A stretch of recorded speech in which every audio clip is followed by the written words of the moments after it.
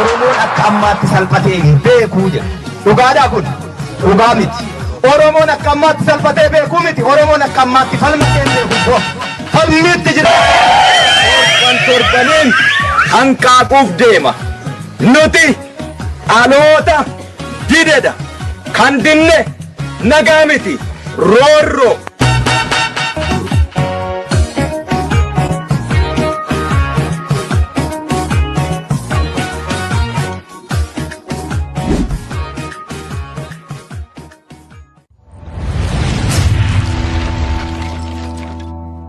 ጤና ይስጥልኝ አድማጭ ተመልካቾቻችን፣ ይህ በመከታተል ላይ የምትገኙት የአርቲቪ ኦሮሚያ የእይታችን ፕሮግራም ነው። በዚህ በእይታችን ፕሮግራም የሰሞኑን ጉዳዮች የምንዳስስበት ይሆናል። በዚሁ መሰረት ዛሬ ከባድ እንግዳ መጥተዋል፣ ተጋብዘዋል።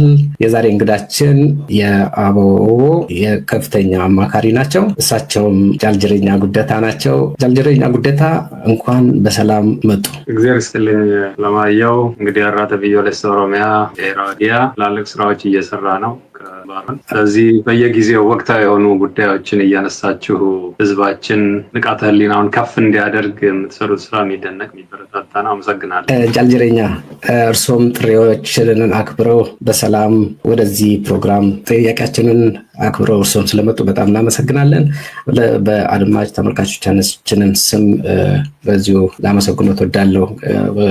ጠባብ ብዙ ውጥረቱን ብዙ የሆነ እና ብዙ ጊዜ እንደሌለው ታውቃለሁ። ያንን ጊዜውን መስዋዕት አድርገውን ስለመጡ በአድማጭ ተመልካቾቻችን ስም አመሰግኖታለሁ። ለመግቢያ እንግዲህ እንዲሆነን ሰሞኑን ብዙ ነገሮች አሉ። በኦሮሚያ ውስጥ ብዙ ትግሎች እየተካሄዱ ነው። የኦሮሞ ነጻነት ግንባር፣ የኦሮሞ ነጻነት ሰራዊት የተለያዩ ትግሎችን እያደረገ ነው።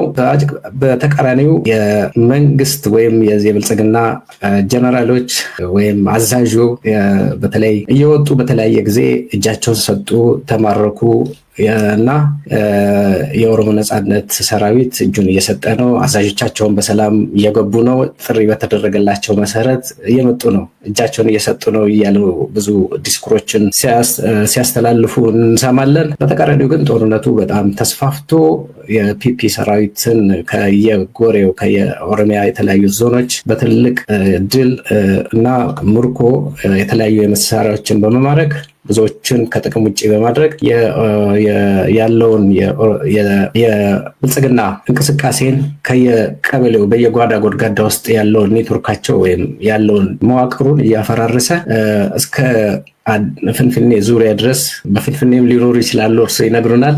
በፍንፍኔ ዙሪያ እስከ ጫንጮ እዚህ ሱሉልታ አካባቢ የነበረውን ጦርነት ሁሉ አይተናል። ብዙዎች ሰው ተማርከው በግልጽ ህዝብ ያየው በተለያዩ ሶሻል ሚዲያ ሲተላለፍ እንደነበረ እናውቃለን። እስቲ እሱ ያለውን የተገኘውን ድሎች አሁን በሚደረጉ ጦርነት የተገኙ ድሎች በጠላት ላይ እየደረሰ ያለውን ሽንፈት ወይም መንኮታከት ያለው መርበትበት እና ለህዝባችን ያለ የኦሮሞ ነጻነት ሰራዊት ለህዝባችን ያስገኘውን አለኝታነቱን ወይም ደግሞ ያገኘውን ድል ህዝባችን የሰጠው እያመጣለት ያለውን ተስፋ ከዚህ ከባርነት እየገደለው ያሰቃየው ካለው የኢምፓሪቱ ገዢ በእነሱ ላይ የሚያደርገውን ድሎች እነኝን ሁሉ ጨምረው እስቲ ሰፋ አድርገው ጊዜውን ተጠቅመው ያለውን ጠቅላላ ጦርነት በተለይም የተለያዩ እዞች አሉ። እስካሁን 8 እዞች እንዳሉ በተለያዩ ጊዜ ተገልጾልናል። አልፎ ተርፎ ግን ሌላ እዚሁን ለሌሎችም ግልጽ እንዲሆን በሐረር አካባቢ አሁን ሐረርጌ በተለያዩ 2 ዞኖች በዛም እስከ ድሬዳዋ ድረስ የነበሩ ጦርነቶች ነበሩ ከፒፒ ጋር። የኦሮሞ ነጻነት ተስፋፍቶ በባሌ በተለያዩ ቦታዎች አርሲ የነበሩትን ሁሉ ያለውን በኦሮሚያ የተለያዩ ዞኖች ውስጥ ያለውን ጦርነት እስቲ ስለሱ ያለውን ይግለጹልን። ያ በጣም ሰፊ ነው ያነሳው ጥያቄ፣ ትልቅ ጥያቄ ነው። ኦሮሚያ ውስጥ ጦርነት ሲሆን የረጅም ጊዜ ታሪክ ነው። ያለፉትን ጊዜያት ትተን ባለፉት 7-8 ዓመታት ውስጥ ለውጥ መጣ ከተባለ ጊዜ ጀምሮ ምንድነው የሆነው የሚለውን ነገር ትንሽ ነካ አድርጌ ከአሁኑ ተጨባጭ ጋር የሚሄዱ ነገሮችን ማንሳት ፈልጋለሁ። ባለፉት 7-8 ዓመታት ኦሮሚያ ላይ የነበረው ሁኔታ የጦርነት በመጀመሪያ ጊዜ የብልጽግና የሚባለው መንግስት ጦርነት የከፈተው የኦሮሞ ህዝብ ላይ ነው። የኦሮሞ ነጻነት ሰራዊት ነው። ያን ጊዜ በ2 ሳምንት ይህንን ጦርነት እቋጨዋለሁ ያበቃል፣ በ24 ሰዓት እጅ አልመሮንም የሚል ፉከራዎች ነበሩ። ያኔ እንግዲህ የኦሮሞ ነጻነት ሰራዊት ብዙ ማህበረሰብ ዩፎሪያ ወይም ደግሞ መርቅኖ በነበረበት ጊዜ አብይ አህመድ የለውጥ አባት ነው፣ ለውጥ ያመጣል የሚል ውዥንብር የነበረ ጊዜ በተረጋጋ ሁኔታዎችን ሰከን ብሎ አይቶ ይሄ ነገር የአጭር ጊዜ ጉዳይ ነው፣ ሽግግር የሚባል ነገር ከአሁን በፊትም ስንት ጊዜ ተሞክሮ ስንት ጊዜ ከሽፏል። ስለዚህ ጀርባው ያልተጠና ሰው ወይም ደግሞ ከኢህአዲግ የወጣ ሰው የቄሮን ትግል ተቀላቅያለሁ ስላለ ብቻ ሊታመን አይገባም። ኢትዮጵያ ስላለ ብቻ ለዛ ዓላማ ታማኝ ሊሆን አይችልም። ኦሮሚያ ላይ የሚያወራው ወሬ ስለ ቄሮ፣ ስለ ኦሮሞ ትግል፣ ኦሮሞን መቀሌ ላይ ሄዶ የሚያወራው ስለ ዮሐንስ፣ ስለ መለስ ዜናዊን ከፍ የሚያደርግ እንደገና ደግሞ ባህር ዳር ላይ ሄዶ የሚያወራው ወይም አካባቢውን የማስደሰት ፖፑላር የሆነ ድጋፍ የማግኘት እንጂ የምር እንዳልሆነ ተረድተነዋል። ለሁሉም ዜጋ የሚሆን አንድ ንድፈ ሀሳብ አልነበረውም። በኋላ ላይ መደመር የሚባል አንድ አስተሳሰብ፣ ያም ደግሞ አህዳዊ የሆነ ጠቅላይነት አመለካከት ያለው ድሮ መለስ ዜናዊ ከጻፈው ዴቨሎፕመንታል ስቴት ከሚባለው ብዙም ያልተለየ ካልተደመርን የትም አንደርስም፣ የግድ መደመር አለባችሁ፣ የኔን ሀሳብ ብቻ ተቀበሉ፣ የአንድ ሰው በጻፈው መጽሐፍ ሀገር ሊተዳደር አይችልም። እንዲያው እንደ ላዩ ላይ ህዝብ ተነጋግሮ የሚያዳብረው ነገር ቢሆን አንድ ነገር ነው። ይሄ መሰረታዊ ነገር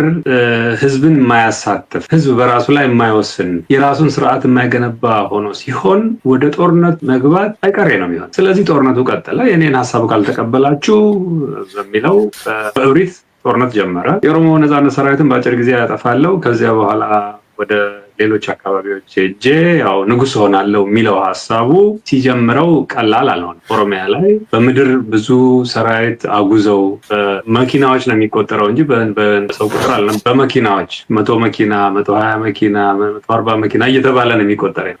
ያ ሁላ ህብረተሰቡን ለምን የሚል ጥያቄ እንዲጠይቅ አደረገ። የኦሮሞ ልጆች ለምን ይዘመትባቸዋል? ኦሮሞ ነኝ የሚል አካል የሀገሪቱን ስልጣን ከተቆጣጠረ በኋላ ለምን የሁላ ዘመቻ ያስፈልግ? ልክ እንደጀመረ የመጀመሪያው ጥቃት ጉጂ ላይ ነበር። ጉጂ ቤት ንብረቱ ተቃጠለ። ቡናውና ወርቄ እንዲጠፋ ነው የተደረገው። እንግዲህ ማጥፋት፣ ማቃጠል፣ የሰው ልጅ ቤት ውስጥ ሲቃጠል አየ። እንስሳት በእሳት ተለብልበው ሲጠፋ አየን ማለት ነው። ምንድነው ይሄ? የጦርነቱ ስልት በጣም አሰቃቂ ነው። ኦሮሚያ ላይ አካባቢን የማውደም የማጥፋት የኦሮሞ ነጻነት ሰራዊት ድርጅት የሚያራምደው ዓላማ ግቡ ሳይደርስ የህዝብ መሰረት እስካለው ድረስ የህዝብ ጥያቄ እስከሆነ ያ የማይመለስ ከሆነ ጦርነቱ ቀጣይነት የሚኖረው ጦርነት ነው የሚሆነው። ያንን የተረዱ አይመስልም። አሁንም ያው ጦርነቱን እናሸንፋለን ብለው በየጊዜው ሲዘምቱ፣ ግን ምንድነው የሆነው? ተንጠዋል፣ ተዳክመዋል። ስራቸው እየተገዘገዘ ነው ያለው። ስለዚህ የኦሮሞን ህዝብ ድጋፍ መሰረት እያጡ ስለሆነ አሁን ትርክቱን የመቀየር ሰሜኖቹ መጡብህ፣ አንተ አንድ ሆነ ከኔ ጋር ከገልክ ይሻልሃል፣ ያንን ካላደረግ ሰሜኖቹ መጥተው ሊበሉ ነው የሚል ትርክ የማጦዝ ስራዎች ነው እየሰሩ። ስለዚህ ያም ሆኖ የኦሮሞ ህዝብ ግን ያውቀዋል ማለት ነው። ትላንትና አንተ ከነሱ ጋር ኢትዮጵያ ምናምን እያልክ ስታጦዝ የነበረ የሚኒልክን ሐውልት ከገደል ውስጥ አውጥተህ ቤተመንግስት ጋር ያቆም፣ እንደገና ደግሞ የሚኒልክን ንግግር ትርክት በአርቲፊሻል ኢንቴሊጀንስ የምታናግር፣ እንዲያውም ከምኒልክ በላይ የኦሮሞን ህዝብ ሚኒልክ ጡት ቆረጠ እጅ ቆረጠ ከሚባለው በላይ አንገት እስኪቆረጥ ድረስ ቁጭ ብለህ የምታይ፣ የኦሮሚያ አካባቢ ላይ ድንበሮች ክፍት ሆነው ማንም ገብቶ ህዝብ ሲበይ ዝም እያል፣ ሌሎችም አካባቢዎች ላይ ጂኖሳይድ እየፈጸምክ፣ ኦሮሚያም ላይ ጂኖሳይድ እየፈጸምክ ስልጣን ላይ መቆየት አትችልም የሚል ሀሳብ እየበዛ ሲሄድ ድጋፉን እያጣ ሲሄድ፣ ከሰሜን አካባቢም ድጋፍ የለውም። ዛሬ ከቲፒኤልኤፍ ጋር ጄኖሳይድ ጦርነት ውስጥ ገብቶ ከፕሪቶሪያ በኋላ ደግሞ ከአማራ ማህበረሰብ ጋር ጦርነት ውስጥ ገብቶ ትጥቅ ፍቱ ሲላቸው ያን ጊዜ ቲፒኤልኤፍ ጋር ስትዋጉ ተዋጉና ጠመንጃ ካገኛችሁ ውሰዱ የእናንተ ነው ብለህ ቃል ገብተህ አሁን ተመልሰህ ያንኑ ጠመንጃ በደማችን ያመጣነውን አስረክቡና ታሰሩ ልትለን አትችልም የሚል ከአማራ አካባቢ በጣም ትላልቅ ጥያቄዎች ነበሩ። ስለዚህ ኦሮሚያ ላይ ያለው ጦርነት የረዥም ጊዜ ነው።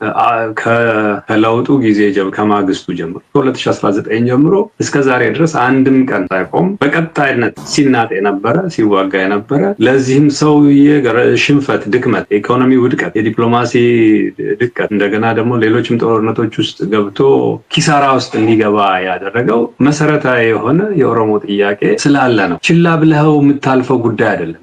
የኦሮሞን ህዝብ ጥያቄ አይደለም፣ የሌሎችንም ብሔር ብሔረሰቦች የነጻነት ጥያቄ፣ የፍትህ ጥያቄ ችላ ብለኸው ልታልፈው የሚገባ ጉዳይ አይደለም ማለት ነው። ስለዚህ የኦሮሞ ነጻነት ሰራዊት የሚያገኛቸው ድሎች አንደኛ የህዝብ ድጋፍ ስላለው፣ ሁለተኛ ያ የህዝብ ድጋፍ ደግሞ የሚመጣው ከህዝቡ መሰረታዊ ጥያቄ ጋር የተያያዘ ስለሆነ፣ ሶስተኛ ያንን ዓላማ ለማሳካት ከግብ ለማድረስ የኦሮሞ ነጻነት ሰራዊት ውድ ዋጋ እየከፈለ ስላለ አደረጃጀቱም በ8 ዞኖች ራሱን ችሎ በአንድ በማዕከላዊ አመራር እየተመራ በቅንጅት የሚመራ ስለሆነ ይሄ ሁላ ተቀናጅቶ ለኦሮሞ ህዝብ ትልቅ የሞራል ድጋፍ በመሆንና ነጻነቱ አይቀሬ መሆኑን እያበሰረው ስላለ የስርዓቱን የኢኮኖሚና ሚሊትሪ ወይም ደግሞ የመከላከያ አቅም እየሸረሸረ ኦሮሚያ ላይ መዋጋት በማይችልበት ደረጃ ላይ አድርሶት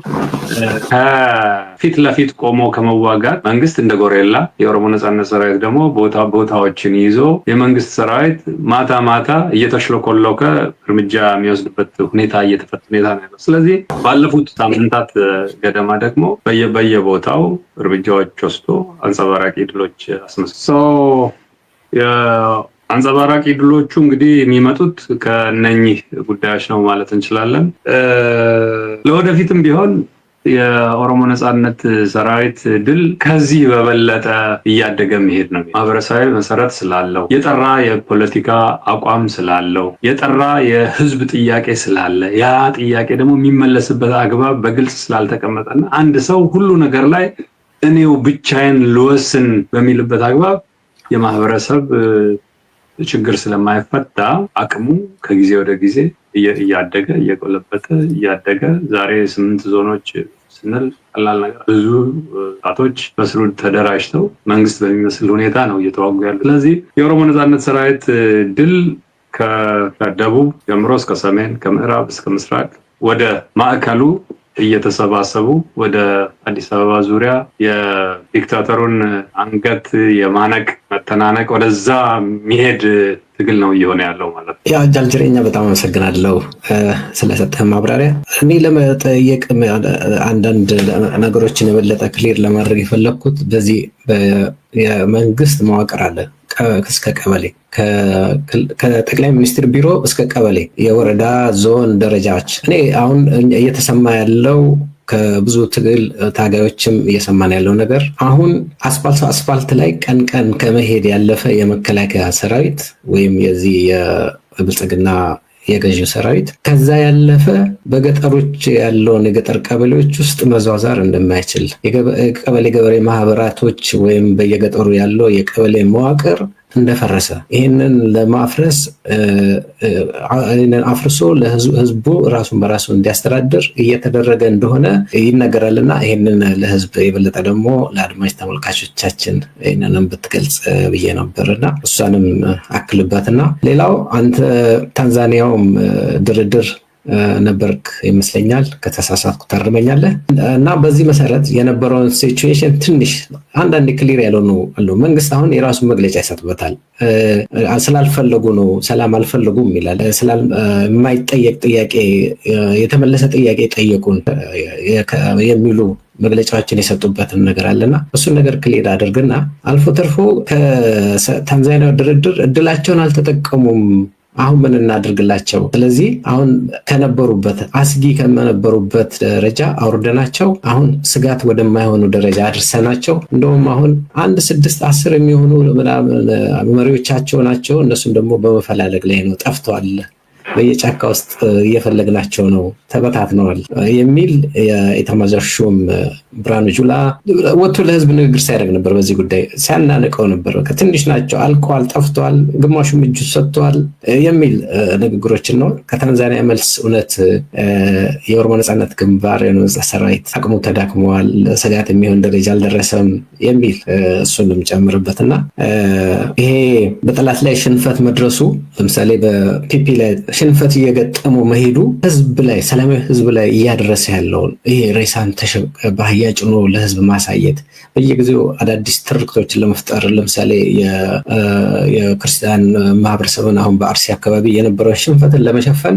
የተጠቀሙበት ግድያዎች አሉ። ፖለቲካን የሰውን ህይወቶችን በማጥፋት ህዝብን በማፈናቀልና በመግደል ነው ፖለቲካ የሚሰሩትና ለመረራይ ይህንንስ የሽንፈት ውጤት ለምን ወደ ሰላማዊ ሲቪሊያንስ ላይ የፒፒ ሰራዊት እርምጃ የመውሰዱን ጉዳይም እነሱስ ከምን የመደጩ ናቸው? እነኚህ የአንዱ የፍርሃትና የመርበትበቱ የሌላ ትርክት መቀየሪያ አይደለም ወይ? የሰው ህይወት እያጠፋና እነኚህንም እስቲ ያንተን እይታ አክልበት። በጣም ሰፊ ነው። አሁንም ትክክል ነው። የነጻነት ሰራዊት ብዙ የመንግስት መዋቅሮችን እንዳፈረሰ በግልጽ እነሱም ሳይክሉ ተናግረውት ነበር። ሰሜን የትግራይ ጦርነት በኋላ እኛ ትግራይ ላይ ስንዋጋ የኦሮሞ ነጻነት ሰራዊት ይዞ ጠበቀን፣ ስንመለስ ቦታ አጣን።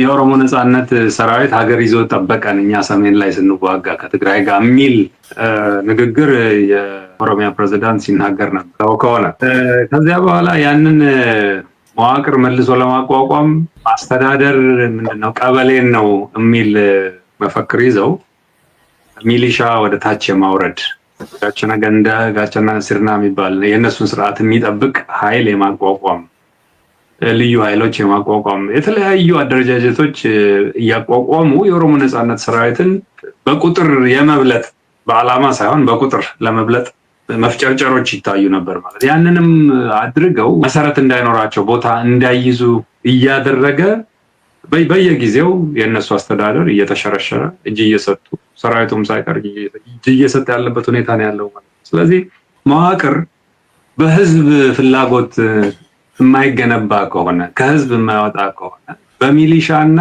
በመከላከያ ሰራዊት በጠመንጃ የምታዋቅረው መዋቅር የህዝብ መዋቅር ሊሆን አይችልም።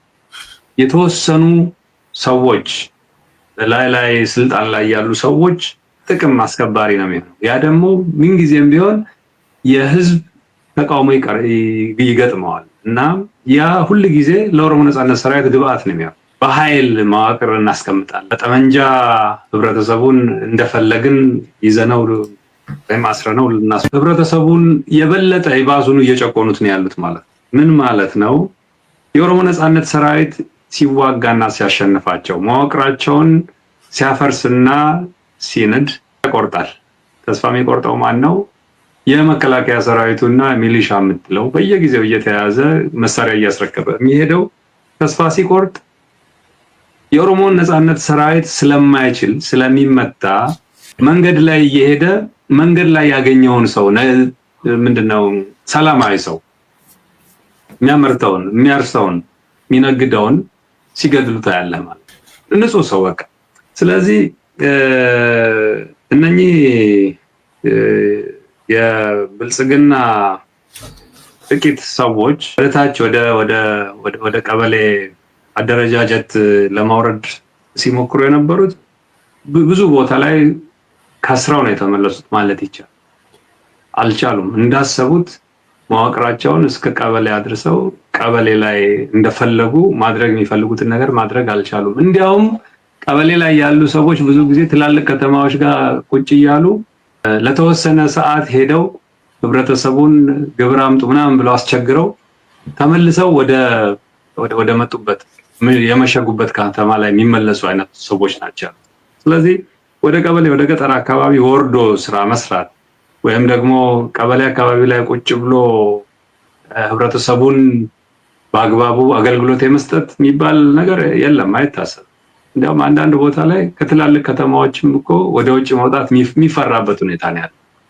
ይህንን ታንዛኒያ የነበረን ጊዜ የአሜሪካ አምባሳደር አንዳንድ ጊዜ ወጣ ብዬ አየር መቀበል እፈልግ ነበር፣ አይቻልም፣ ሰላም የለም። ከአዲስ አበባ 10 ኪሎ ሜትር በላይ ርቆ መውጣት አይቻልም፣ ከባድ ነው፣ ሰላም የለም የሚል ነገሮች ሲያነሳ ነበር ማለት እና ወደ ታንዛኒያው ድርድር ስመለስ ያልጠሩ ነገሮች አሉ። ሰላም አይፈልጉም የሚባል ነገር አለ። ሰላም ባንፈልግ እዛ ቦታ ላይ አንሄድ። ሰላም እንዲመጣ ቁርጠኝነቱ ስላለ ነጃል መሮ የጠላት አየር ክልል ላይ በረው እዛ ድረስ መጣው። ግን ምን አይነት ሰላም ነው የምንፈልገው ነው? ዘላቂ ሰላም ወይስ ለአጭር ጊዜ ሰውን አስጨፍረህ ሰላም መጣ ብለህ ተመልሰህ ወደ ሌላ ጦርነት የመግባት? እዚያ ቦታ የተጠየቅነው አሁን ሌላ ጦርነት ልንገባ ነው፣ ስለዚህ ከእናንተ ጋር ታርቀን ከእናንተ ጋር ይህን ጦርነት አላያንስ ፍለጋ እንጂ ለሌላ ጦርነት የመዘጋጀት እንጂ ዘላቂ ሰላም አካባቢው ላይ የማምጣት ጉዳይ እንዳልሆነ ተረዳን። ምን ማለት ነው? አብይ አህመድ መጀመሪያ ኤሪትሪያ እና ፋኖን ይዞ ቲፒኤልኤፍ ላይ ጂኖሳይድ ሲፈጽም ነበር። የኦሮሞ ነጻነት ሰራዊት ላይ በጊዜው ካሉ ምንድነው የአማራ ኃይሎች ጋር ሆኖ የአማራ ፋኖ ያደራጃል፣ ካውንተርፌቶ ላይ ያደራጃል፣ ህብረተሰቡ መካከል ግጭት ለመፍጠር የሚሰራቸው ስራዎች አሉ ማለት ነው። ስለዚህ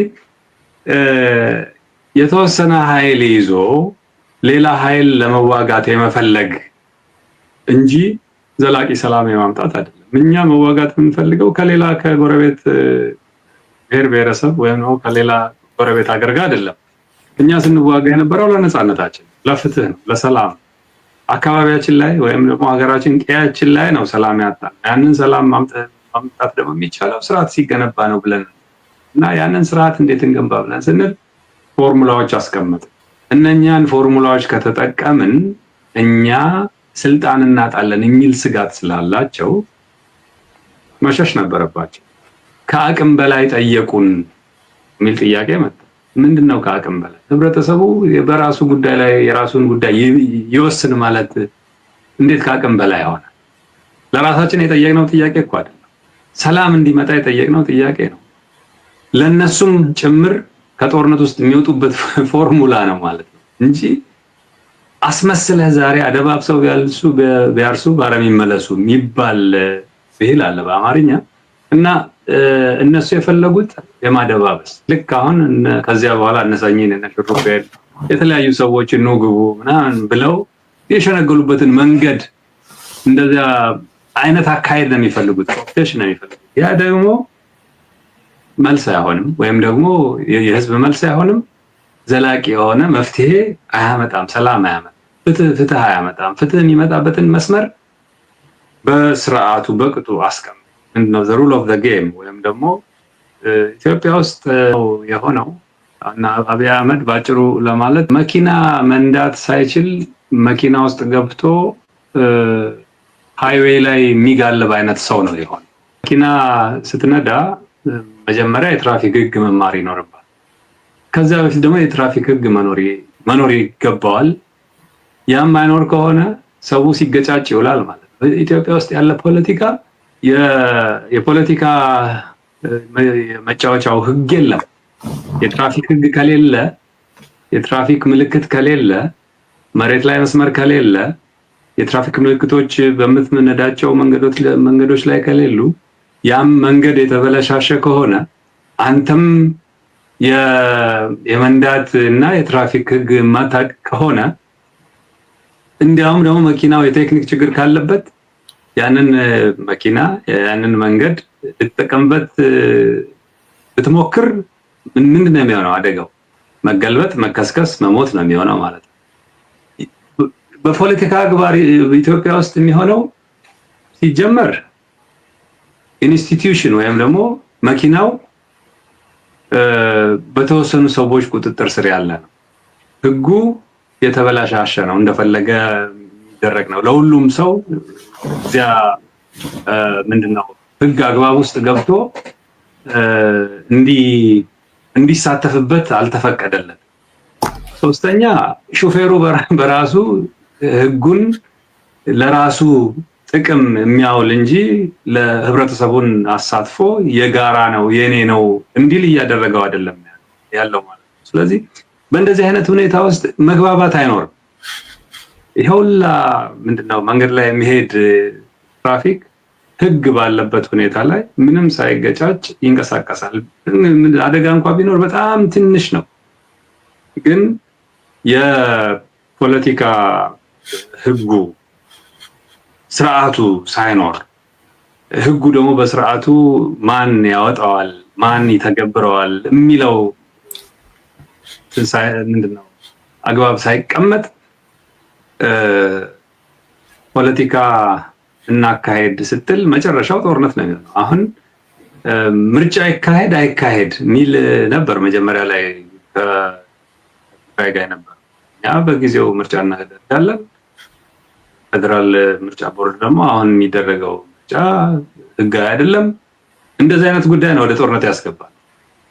መግባባት፣ መነጋገር፣ ስርዓት ማበጀት፣ ስርዓቱ ደግሞ የሁሉም የጋራ እንዲሆን የማድረግ ሁኔታ አልነበረም።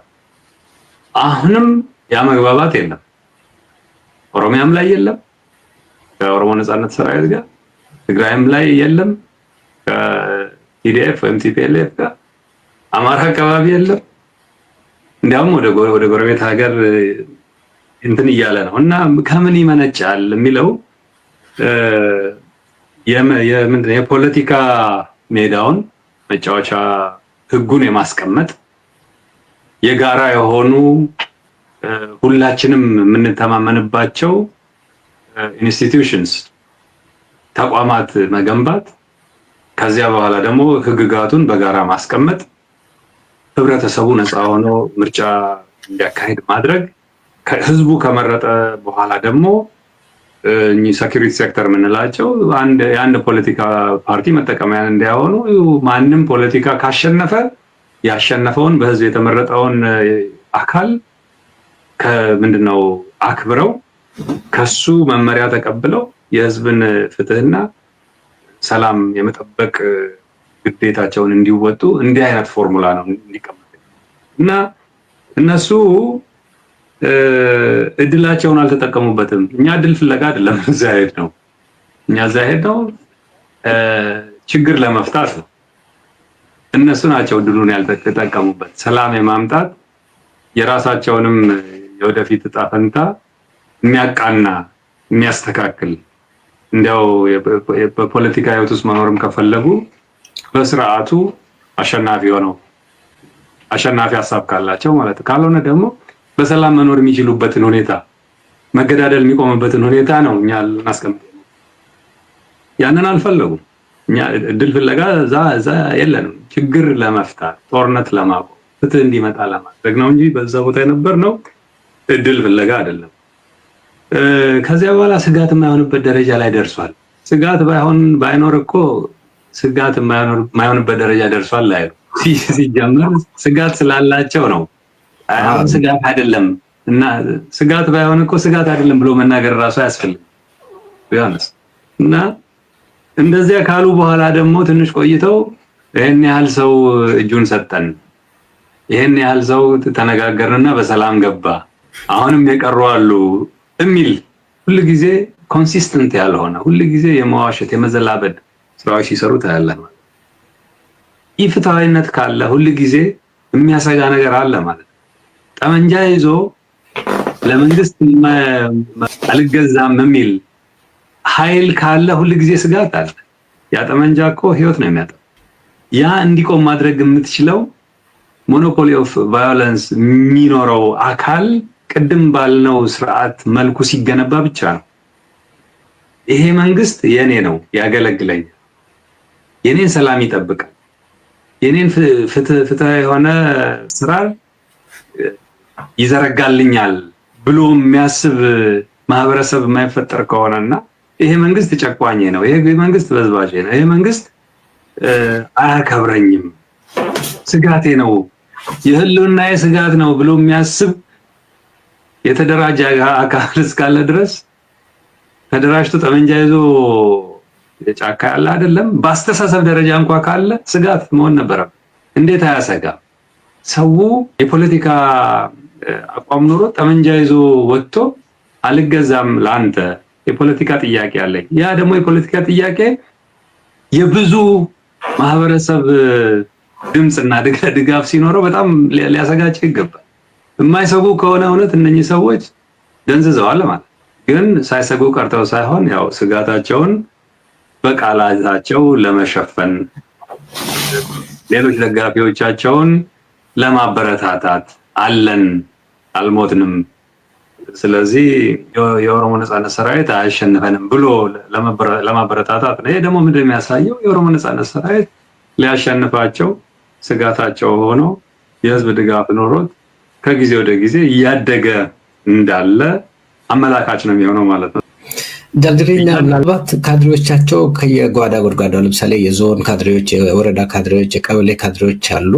እነኚህ ካቢኔዎቻቸው እየተፈነቃቀሉ ከዛ መዋቅሩ እየፈረሰ የኦሮሞ ነጻነት ሰራዊት ከየአካባቢው ያስበረገጋቸው ያስጠፋቸውን ምናልባት ለነሱ ሞራል ለመሆን ሞራላቸውን ለመገንባት አሉ ጠፍተዋል አይዟችሁ ምናምን ለማለት ያህል እነሱንም ምክንያቱም መዋቅሩ እየፈረሰ ሲሄድ እሱ ከስር እየተናደ በሄደ ቁጥር ላይ ስለሚናድ ከወዲሁ እነሱን በተለይ ወደ ገጠሩ እና በዚህ ጦርነቱ ወደሚካሄድበት አካባቢ ያለው ምናልባት እንግዲህ መከላከያ ነው። ከዛ ውጭ ያለው ከታጠቀው የእነሱ ሰራዊት ይልቅ በካድሬነት ያሉት ታሪኩን ስለማያውቁት አይዟችሁ ሁሉም አለ አሸንፈናቸዋል፣ ለስጋት ወደማይሆኑበት ደረጃ አውርደን አስቀምጠናቸዋል፣ እንደውም ወደ ዳር ወስደናቸዋል የሚሉ ጊዜም አለ።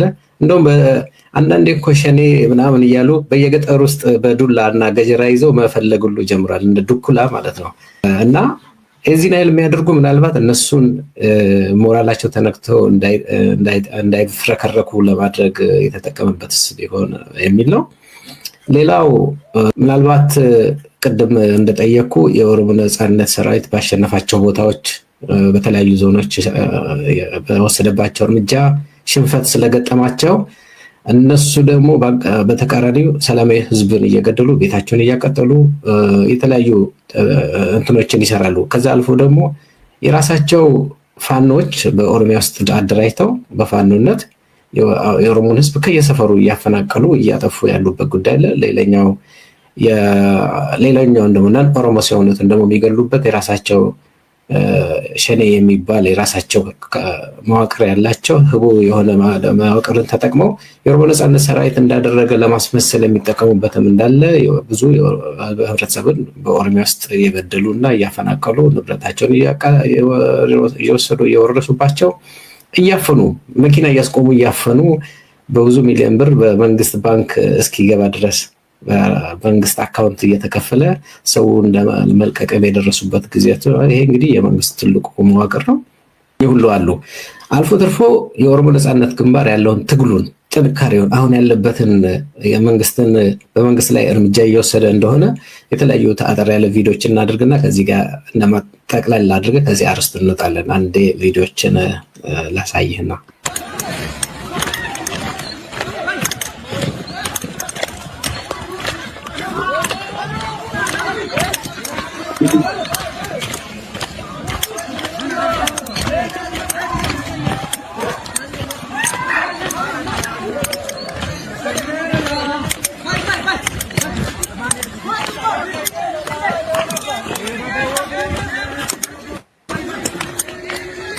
Kot, huccuu irra buusi kanniin.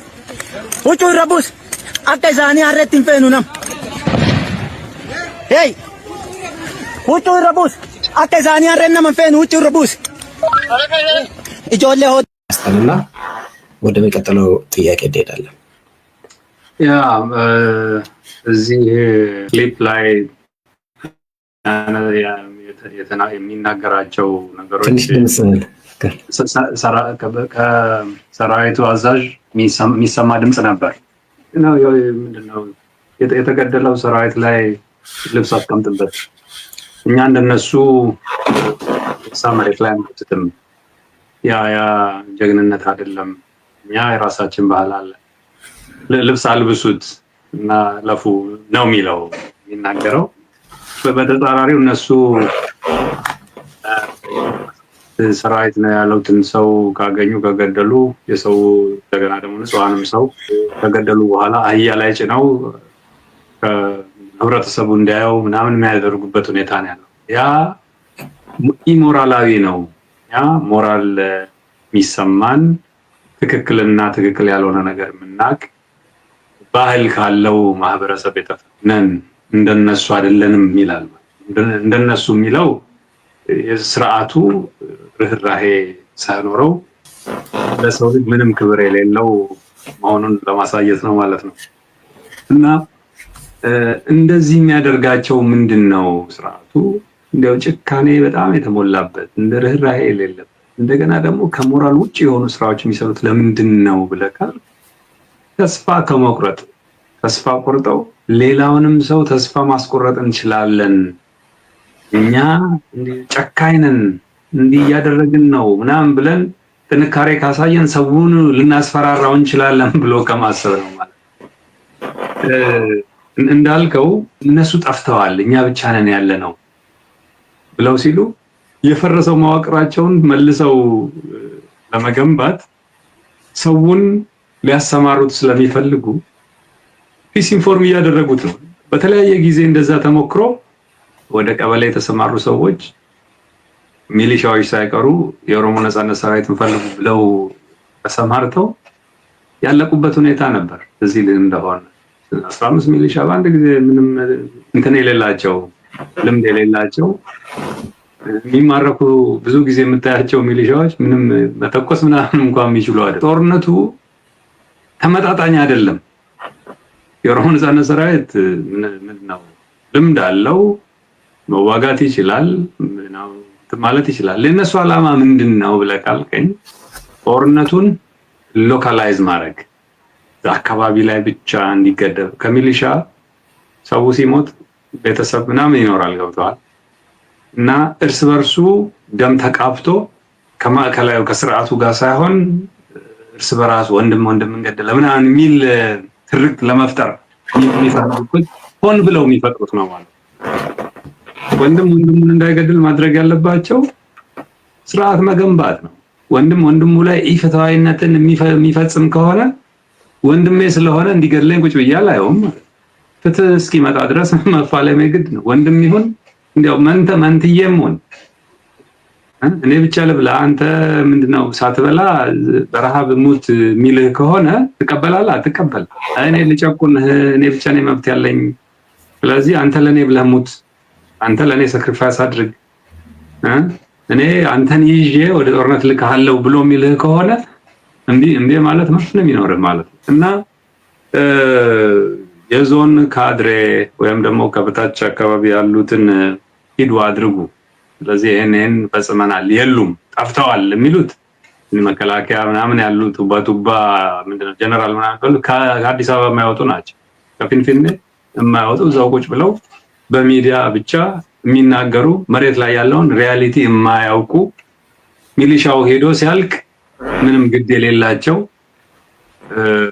በኋላ ላይ ደግሞ ያው ለነሱም አይቀሬው ነገር የሚመጣባቸው ነው የሚሆነው ማለት ነው። ስለዚህ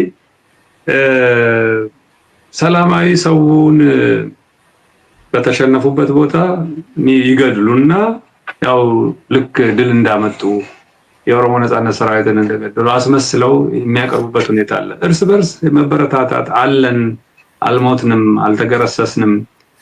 ይሄ ይቀጥላል። እውነት ለመናገር ያው ለፕሮፓጋንዳ ይጠቀሙበታል። ግን አይቀሬው ነገር ጥያቄ ሳይመለስ መቼም ቢሆን አይቀር። ሐቀኛ የሆነ ዓላማ ያለው ድርጅት ከህዝብ ድጋፍ ያለው ድርጅት መጨረሻ ላይ አሸናፊ ይሆናል። ይሄ ጉዳይ ደግሞ ከኛ ድርጅት ብቻ ሳይሆን እነሱም ውስጥ ብዙ ችግር እየፈጠረ ነው ያለው። ላይ ያሉ የሪ አዛዦች በቃ እነሱ ነጋዴዎች ናቸው። ጦርነት ሲኖር እንዲያውም ለነሱ ጥሩ የኢኮኖሚ ምንጭ ነው፣ ተፈላጊ ይሆናሉ። ጦርነት ሳይኖር ጡረታ ነው የሚወጡት። ገብተዋል። ጦርነቱ ሲኖር ለነሱ ስራ ነው። ጦርነቱ ሲኖር ለነሱ ቢዝነስ ነው። ጦርነት ሲኖር ለነሱ ክብር ነው። ወደ ታች ያለው ደግሞ ለህይወቱ ነው። ወደ እሳት የሚማገደው ታች ያለው የሰራዊት አባል ነው ማለት ነው። እና ታች ያለው የሰራዊት አባል ላይ ያሉትን የምንድነው ጀነራል የምትላቸው ጥቂት የኢኮኖሚ ጥቅም የሚያገኙ ሰዎች ላይ የሚያምጽበት ሁኔታ እንደሚፈጠር ለወደፊት እርግጠኛ ነኝ። የኦሮሞ ነጻነት ሰራዊት በአጣዳፊ ይሄን ጉዳይ የማይቋጨው ከሆነ ከውስጣቸው ራሱ የሚፈጠር ጉዳይ ነው። ለምን ብትል በየጊዜው ትናንሽ ልጆች ከየቦታው እየወሰዱ የማሰልጠኛ ማዕከል ያስገቡ ወደ ጦርነት የሚማግዷቸው ሰዎች በእነሱ መካከል ደግሞ ያሉ ኮሎኔሎች ምናምኖች አሉ እና በየቀኑ ያንን ፔይን ወይም ደግሞ ህመም የሚሰማቸው በላይኛው እርከን ያሉ ሳይሆኑ ወደታች ያሉት ናቸው እያለቁ ያሉ። ያ ደግሞ በየጊዜው ቶርች የሚያደርጋቸው ታች ያሉት ናቸው። ዓላማ እኮ ለሌለው ጉዳይ ነው እያለቁ ያለ። የፖለቲካ የማስተዳደር አቅም የሌለው ሰው በፈጠረው ግጭት እኮ ነው ሰው እያለቀ ያለው። ስለዚህ ሰውን ከመፍጀት በላይ ደግሞ የራሳቸውን ሰው ዲስኢንፎርም ወይም ደግሞ ያልተገባ ኢንፎርሜሽን ሰጥተው ወደ አልተገባ እልቂት በማገዱ ደግሞ ሌላ ወንጀል ነው ማለት ነው። ምን ይሉሃል? ሸኔን ሸንታቴ ጅርቲ ደማ ቀባ 5 ናቸው ሂዱና በእጅ ይዛቿቸው ኑ ብለው ትልቅ ብርጌድ ላይ ያስገባቸዋል። ምንድነው ውጤቱ የሚሆነው? ሄደው ያልቃሉ ማለት ነው። ምንም የተወሰነ ጥይት ከማባከን ውጪ የሚጎዳ ነገር የለም በዚህ ሰዓት። ወይም ደግሞ ይያዙና ይማረኩና ያላቸውን ትናንሽ መሳሪያም ያስረክባሉ፣ ተመክረው ይመለሳሉ። እና የኦሮሞ ነጻነት ሰራዊት እያገኘ ያለው ድል ትልቅ ለአማጺ አለመጥፋት ነው። ግን የኦሮሞ ነጻነት ሰራዊት ድል ካለመጥፋት የበለጠ እየተስፋፋ ያለ ከመንግስት ሰራዊት ላይ ብዙ ትጥቆች እያገኘ ያለ እየማረከ ያለ የተማረኩ የሰራዊት አባላት ደግሞ እዛ የመንግስት አካል ውስጥ ላሉት ሰዎች መልእክት ቃል እየገቡ ጥሪ ሲያደርጉ ነው የምናየው የምንሰማው ማለት ነው። ስለዚህ በፖለቲካ ብስለት የኦሮሞ ነጻነት ግንባር ነጻነት ሰራዊት የሰውን ልጅ መብት ከመጠበቅ አንፃር እየሰራ ያለው ስራ በጣም ትልቅ ነው። በሌላ በኩል ደግሞ ቅድም እንዳልከው ሲሸነፉ የሚያደርጉት ሰዎች የሚፈጥሯቸው የተለያዩ ግሩፖች ሰው እንዲሰላች እርስ በርሱ እንዲጠፋፋ ኮሬ ነገኛ የሚባል ሮይተርስ የዘገበው አንድ አካል ያንን እየሰራ አንቲ ጎሬላ ገዳይ ስኳድ ማለት ነው። ገዳይ ስኳድ በየቦታው ሰላማዊ ሰው ይገድላል፣ እርስ በርስ ያጋጫል። ፋኖ ይሄን አደረገ፣ ኦሮሞ ነጻነት ሰራዊት ይሄን አደረገ እያሉ ሆሪዞንታል ኮንፍሊክት እንዲስፋፋ እንዲበረታና የፖለቲካ ጥያቄ እንደሌለ አድርጎ የማሳየት ለዓለም ማህበረሰቡም ያንን የማስተዋወቅ ስራዎች የመስራት ሁኔታዎች ስላሉ የኦሮሞ ነጻነት ሰራዊት ዓላማው ላይ ጸንቶ የህዝብ ድጋፉን እየተቀበለ ሰራዊቱን እያንቀሳቀሰ በፖለቲካ መስኩም እየተስፋፋ ስፊር ኦፍ ኢንፍሉዌንስን እያሰፋ የዲፕሎማሲ ስራዎችንም እየሰራ ወደፊት መገስገሱን ይቀጥላል። ትላልቅ ድሎች ናቸው እየተመዘገቡ ያሉት። ለወደፊትም ደግሞ የሚመዘገቡ ትላልቅ ድሎች ይኖራሉ። በጣም አመሰግናለሁ። በዚሁ ምክንያቱም ብዙ ነገሮችን በዚህ ጉዳይ ብዙ ማውራት ይቻላል። ስፔሻሊ በኦሮሚያ ውስጥ የተከወኑ ጉዳዮች በጣም ብዙ የሚገርሙ፣ አስቸጋሪ፣ በጣም ጭካኔ የተሞላበት ከየትኛውም ክልል በላይ ትልቅ ጭካኔ በትልቅ ሙሉ ፉል የሆነ የጭካኔ እርምጃ የሚወሰድበት ህዝብ ቢኖር የኦሮሞ ህዝብ ነው። ይህንን ደግሞ ያለው ስርዓት ከየትኛውም ስርዓት በላይ እርምጃ እየወሰደበትና እያሰቃየው እንደሆነ እየገደለው ቤቱን እያቃጠለ ንብረቱን ይያል በሌላ ነን ኦሮሞ ከሆኑ አካላትን አደራጅተው አምጥቶ ይህንን ህዝብ እየጨፈጨፉ ያለ ዘመን ላይ ያለንበት ስለሆነ ብዙ ነገር ማለት ይቻል ነበር። ለማንኛውም ይሄኛውን አርዕስት በዚህ አርዕስት ላይ ያለንን እንዝጋውና ወደሚቀጥል፣ ምክንያቱም ጉዳዩ ከሰዓት ጋር ስለሆነ ማለት ነው። ሌላው የሰሞኑ ክስተት የዚህ የሶፍ ዑመር ወግ ብለው አብይ ባሌ ሄደው ሶፍ ዑመር ላይ ያደረጉት ውይይት ነው። እሱን የተወሰነ ነካ እናደርገውና እናልፋለን።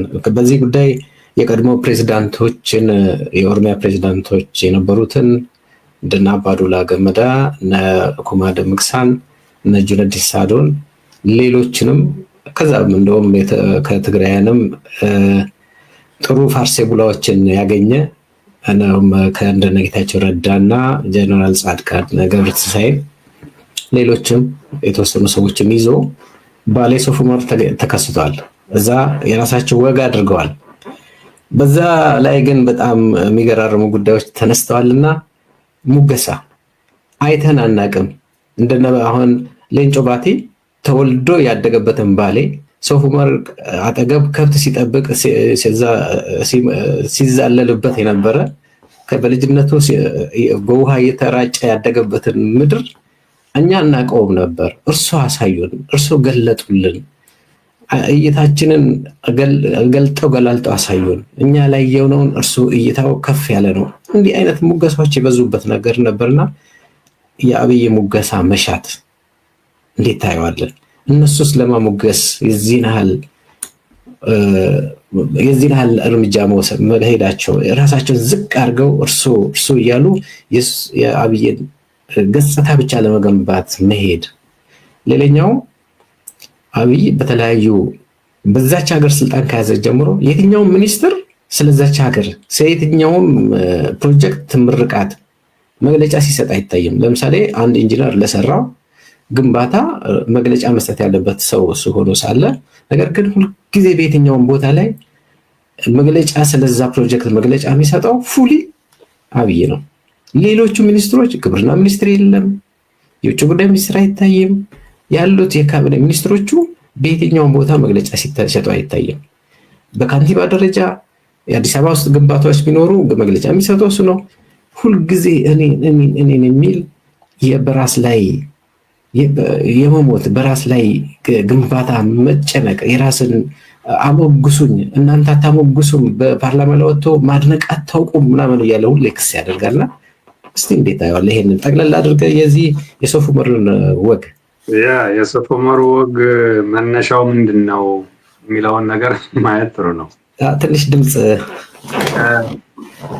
የሶፍ ዑመር ወግ መነሻው ምንድን ነው ወደ ባሌ የወሰዳቸው ብለን ብንል አንደኛው የኦሮሞ ነጻነት ሰራዊት በየቦታው እየሰፋ እየተስፋፋ አርሲ፣ ባሌ እንደገና ደግሞ ሐረርጌ ትላልቅ ኦፕሬሽኖች ሲያካሂድ ነበር እና የኦሮሞ ነጻነት ሰራዊት ባለበት ሁኔታ እዛ አካባቢ መገኘት በራሱ የኦሮሞ ነጻነት ሰራዊት የለም የሚል አመለካከት እንዲኖር የመፈለግ ነው።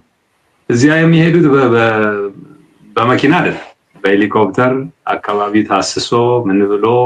ሌላው ሁለት ነገር አለ። አንድ ምርጫ ሊመጣ ነው እየተባለ ነው። 2026 ምርጫ ይደረጋል ይባላል በቲዮሪ። ሌላው ነጥብ ደግሞ ሶስተኛው ጦርነት አሰባሰብ እየተባለ እና የሆነ መግባባት አለ።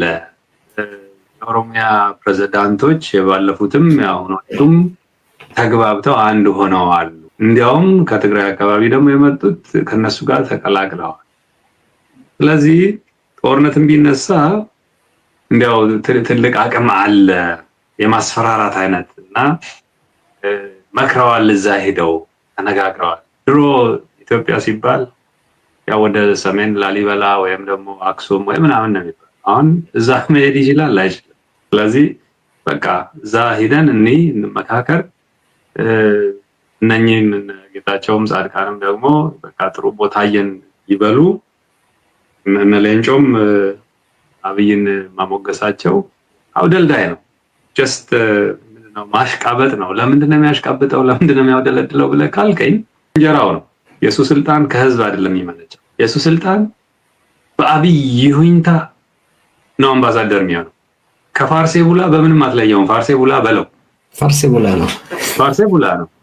ምናልባት በአማርኛ አሞግሶ አዳሪ አሽቃባጭ ማለት ነው። በቃ ምንም እና ያን ስራው ነው። በቃ ምንም ማድረግ አትችልም። ሌሎችንም የቀድሞዎች የሚባሉት ያው ስራ እየተሰጣቸው ነው። ዲዛይን አሳይመንት ኑ ይሄንን ነገር እንደ አንድነታችንን እናሳይ፣ እዚህ ሰውዬ ጎን መሆናችንን የሆነ ገጽታን ገንባ። ያ ሲኖር የኦሮሚያ ወጣትም ሊቀላቀል ይችላል። ከሆነ ወደ ሰሜን ሄዶ ሊዋጋለ ይችላል። ይህን ሰውዬ መደገፍ አለብን፣ ብላይንድሊ መደገፍ ማለት። ምርጫም የሚመጣ ከሆነ ያው ሰው እንዲደግፈው የማድረግ ኃላፊነት አለብን። ያንን ደግሞ ማድረግ የምንችለው የሆነ ኦሮሚያ አካባቢ ላይ ሄደን ብንወያይና አብረን መኖራችንን ብናሳይ ነው። በመሰረቱ አምኖበት አይደለም። አብይ የበለጠ ሶፍ ዑመርን ሌንጮ ባቲ ያውቀዋል። ምንም ጥያቄ የለው። የሚገርም ነገር ኦነግ ሶፍ ዑመርን አያውቀውም ምናምን ሲል ኦነግ ማለት ምን ማለት እንደሆነ የማያውቅ ሰው የኦነግ አመራር ነበር ወይ የሚል ጥያቄ ያጭርብሃል ማለት። ኦነግ እኮ ድርጅት ነው። ይሄ ድርጅት ደግሞ የህዝብ መሰረት ያለው ድርጅት። እንደውም እሱን ካነሳ አይቀር ጥያቄዎችን ጠይቃለሁ። በእርግጥ ግን ወደ እሱ ጥያቄ ከመምጣት በፊት እነ ሌንጮ ባቲን አይደለም እነ አባዱላ የኦሮሚያ ክልል ፕሬዚዳንት፣ ለዛውም የአርሲ ሰው ናቸው። አርሲ ለባሌ ቅርብ ነው፣ አያጡትም። እነ ጁነዲን አርሲ ውስጥ ተወልደው ያደጉ ናቸው። ይህንን ስለ ባሌ ታሪክ በእምነቱ ሙስሊም ነው፣ ደግሞ ትልቅ ታሪክና ቁርኝት ያለው ጉዳይ አለ። እነኚህ በደንብ ሊያውቁት የሚችሉ ነው። ሳያውቁት ቀርተው ሳይሆን ፋርሴ ቡላ ለመሆን እሱን አሞግሶ ለመኖር፣ ምክንያቱም ሁሉም አሁን በሱ እጅ ያሉ ናቸው። ይህንን ባይናገሩ ምን ሊገጥማቸው እንደሚችል በደንብ ማየት የምንችል ነገር አለ። ቅድም እንዳልከው አብይ እዛ ላይ የተናገረው ነገር አለ። ምንድነው? ህወሓትም እና ገንጣዮች ይላል። ገንጣዮች ህወሓትንና ኦነግ ገንጣዮች የክልላቸውን ህዝባቸውንም ታሪካቸውንም ባህላቸውንም አያውቁትም። ለምሳሌ ብሎ ኦነግ ባሌን አያውቀውም። የኦሮሞ ትግል እንቅስቃሴ ጀምረው የት እንደሆነ ሁላችንም የምናውቀው ነው። ዋነኛው እኮ የኦሮሞ ነፃነት ግንባር ካምፕ ወይም እንትኑ አንዶም እዚህ ጫካው ነበር ብሎ እኮ ይነግረዋል። እዛው ሌንጮ ባቲ ይሄ የነበረው ደን ነው እኮ የኦሮሞ ነፃነት ግንባር ትልቅ ከለላ የነበረው እና ይዘፈንለታል ሁሉ ብሎ እየነገረው አያውቁትም ብሎ ይነግራል። ሌላው ግን እዛው ልጠይቅ የፈለግኩት እውነት የኦሮሞ ትግል በቁጭት ነው ወይ? ለምሳሌ በቁጭት ነው የወጡት ዝም ብሎ በስሜት ነው እንጂ አላማ የላቸውም የማለት ያህል ይናገራልና እውነት የኦሮሞ ነፃነት ግንባር ትግል የቁጭትና በስሜት የተወጣ ነው? ከዛ በላይ በአንተ እይታ ነው አሁን ይሄን የምጠይቅህ፣ የኦሮሞ ነፃነት ትግል በቁጭት ትግሉን የጀመረው ወይስ በኦሮሞ ህዝብ ላይ የደረሰው ጭቆና ብዝበዛና እንደ ህዝብ ህልውናውን አጥቶ በአሲሚሌሽን የስልቀጣ ፕሮግራም ከመሰልቀጥና ከመጥፋት ህልውናውን ከማጣት ቋንቋውን ባህሉን አጥቶ ማንነቱን አጥቶ ሌላ ሰው ወደ መሆን ከመሄድ መመለስ ወደ ነበረበት ኤግዚስተንስ ወደ መመለስ ነው ወይስ እውነት በስሜትና በቁጭት ነው የተነሳው? አብይ እንዳለው ማለት ነው። በዚሁ ጉዳይ ላይ ቅድም ስለነካካው በዛው እንድትጨምርበት ነው ጃልጅርኛ። ያ በጣም ነው የሚገርመው። የኦሮሞ ነፃነት ግንባር አመሰራረቱ ግልጽ ነው። የኦሮሞን ህዝብ ታሪክ ማየት ነው በጣም ቀላል። በ19ኛው ክፍለ ዘመን ምን ገጠመው? ምንድነው አውሮፓውያን ምን ፍላጎት ነበራቸው አፍሪካ ላይ? ያኔ የኦሮሞ አደረጃጀት ምን ይመስል ነበር? እንደገና ደግሞ ሌሎቹ በአካባቢ የነበሩ ፊውዳሎች አደረጃጀታቸው ምን ይመስላል? ከዚያ በኋላ ምን ገጠመው? ማንነቱ እንዴት ተካደ? መሬቱ እንዴት ተያዘ? በኋላ ላይ 1960ዎቹ አካባቢ ላይ የመጫና ቱለማ መረዳጃ ማህበር እንዴት ተመሰረተ? ከዚያ ውስጥ እንዴት የኦሮሞ ነፃነት ግንባር ተወለደ የሚለውን ታሪክ በደንብ መነጋገር ያስፈልጋል። ሌንጮ ባቲ ይሄን አጥቶታል፣ ግን ተቀጣሪ ነው፣ ምንም የምታደርገው ነገር የለም። ይሄንን ታሪክ እርግጠኛ ነኝ ያውቀዋል። እና አብይም ይሄንን ታሪክ አይሰሙትም ማለት አንችልም፣ ግን እነሱ በሌላው ታሪክ መንገድ ስለመጡ ከተጨቋኙ ጋር ከስርዓቱ ጋር ከቲፒኤልኤፍ ጋር ሆነው የኦሮሞ ነፃነት ሰራዊትን ሲዋጉ የነበሩ ሰዎች ናቸው። እና ሌሎቹም ኩማም ማነው ባዱላም ጁነዲንም በኋላ ላይ ከ2004 ጀምሮ እነዚህ የነበሩ ሰዎች ናቸው። የነፃነት እንቅስቃሴ ፊንጭላ ዲዳ ገብሩማ ከ2004 አካባቢ ላይ ልጆች የኦሮሞ ተማሪዎች ከዩኒቨርሲቲ ሲባረሩ ምን እነሱ ትንሽ ነው እኮ ምንድነው 300-400 ሰው መባረር ምን እንትን አለው ብዙ ሺህ እኮ ሌላ ይቀር አለ ምናምን ብሎ ሲቀልድ የነበረ ሰው ነው። ዩኒቨርሲቲ አዎ አምቦ ላይ የተገደሉ ሃይ ስኩል ተማሪዎች በድንጋይ እርስ በራሳቸው ተገዳደሉ እንጂ ወታደር የተቆሰው እና ሌንጮ ባቲ ያኔ ሲሉ የነበረው ነገርና ዛሬ 2005-6 የተናገሩትን ነገር የተናገረውን ነገር አውጥተህ ብታይና ዛሬ የሚያሽቃብጠውን ጉዳይ ስታየው በጣም የሚጻረር የሚቃረን ነው የሚሆነው ማለት ነው። እና ቁጭት ያወጣው ሰው አለ፣ በኢሞሽን የወጣ ሰው ይኖራል። ምናልባት ሌንጮ ራሱ እንደዛ ሊሆን ይችላል። ምን ሲሰራ ነበር? ምናልባት በደርግ ጊዜ፣ ከዚያ በኋላ ደግሞ ወደ ናይሮቢ ሲወጣ እንዴት የኦሮሞ ነጻነት ግንባርን እንደተቀላቀለ፣ ከዚያ በኋላ ያደረጋቸው ኮንትሪቢዩሽኖች ነው ልትቆጥር ትችላለህ፣ 1 2 3። ከዚያ በኋላ ድርጅቱ ውስጥ የፈጠራቸው ቀውሶች ሁላ አሉ ማለት ነው። ያው ከመለስ ጋር ተነጋግረን ካልታረቀን የሚል ሰው ነበር እና መለሰ ከሞተ በኋላ ደግሞ ያው እየወጣ ምንድነው በሩን ክፈቱ፣ ኮኦፕትድ ለመሆን በጣም የተዘጋጀ ለመቀጠር የተዘጋጀ ሰው ነበር። ተቀጠረ። ስለተቀጠረ አሁን ያሞግሳል ማለት ነው። ስራውን እየሰራ ያለ ራሱ የሰራውን ታሪክ የሚክድ አባቶቹ የሰሩትን ታሪክ የሚበላ ለግል ጥቅሙ የሚያውል የተሰዉ ታጋዮችን ክብር ዝቅ የሚያደርግ እንዲህ አይነት ሰው ነው የሆነው ማለት። የገባውን ቃል ኪዳን የሚሰብር ከሰውነት ተራ ያወጣ ሰው ነው። ስለዚህ የፈለገውን ነገር ቢል የኦሮሞ ነጻነት ግንባርን የሚገልጽ ሳይሆን እሱን የሚገልጽ ነው ማለት ነው። የእሱን ማንነት የሚገልጽ እንጂ የኦሮሞ ነጻነት ሰራዊትን የኦሮሞ ነጻነት ግንባርን የሚገልጽ ጉዳይ እንዳልሆነ ማለት ነው። በቁጭት የሚወጣ ሰው ይኖራል አለ። ግን በቁጭት የሚወጣ ሰው ምን ይሆናል መሰለህ? ይሰለጥናል፣ ይማራል፣ ይረዳል፣ ፖለቲካ ይማራል። ገብተዋል። ከዚያ በኋላ ቃል ይገባል። ቃል ገብቶ የድርጅቱ አባል ይሆናል። ከዚያ በኋላ የድርጅት አመራር ይሆናል። እንዲያውም ማለት ቃል እየገባ እየተረዳ እየገባው በድርጅት አሰራር ውስጥ ወደ ላይ እየወጣ ይላል። አንዱ ሰው ነው እንግዲህ ይሄ ሰው እና የኦሮሞ ነጻነት ግንባር ውስጥ በነበረ ጊዜ ይሄ ሰውዬ ሰርጎ ገብ ነበር ማለት ነው። እንዲያው በሐቅ ዓላማውን አምኖበት ሳይሆን ሰርጎ ገብቶ ከውስጥ ችግር ፈጥሮ ክዶ ደግሞ ያው በሌላው ጎራ ገብቶ እንደሰራ ይሄንን ነው መረዳት የሚገባን ማለት ነው። ስለዚህ ዓላማ የሌለው ሰው ነበር ማለት ነው። የኦሮሞ ነጻነት ግንባር ዓላማ አለው፣ ግብ አለው። የኦሮሞ ነጻነት ግንባር ቪዥን አለው፣ ራዕይ አለው።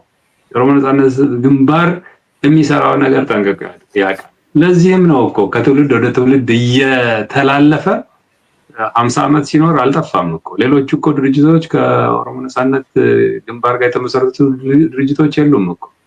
በጥንካሬ መንግስት የሆኑትም እኮ ምንድነው እየደከሙ ባለበት ሁኔታ ነው የኦሮሞ ነጻነት ሰራዊትና የኦሮሞ ነጻነት ግንባር እያደጉ ያሉበት ሁኔታ ነው ያለው። ለምን?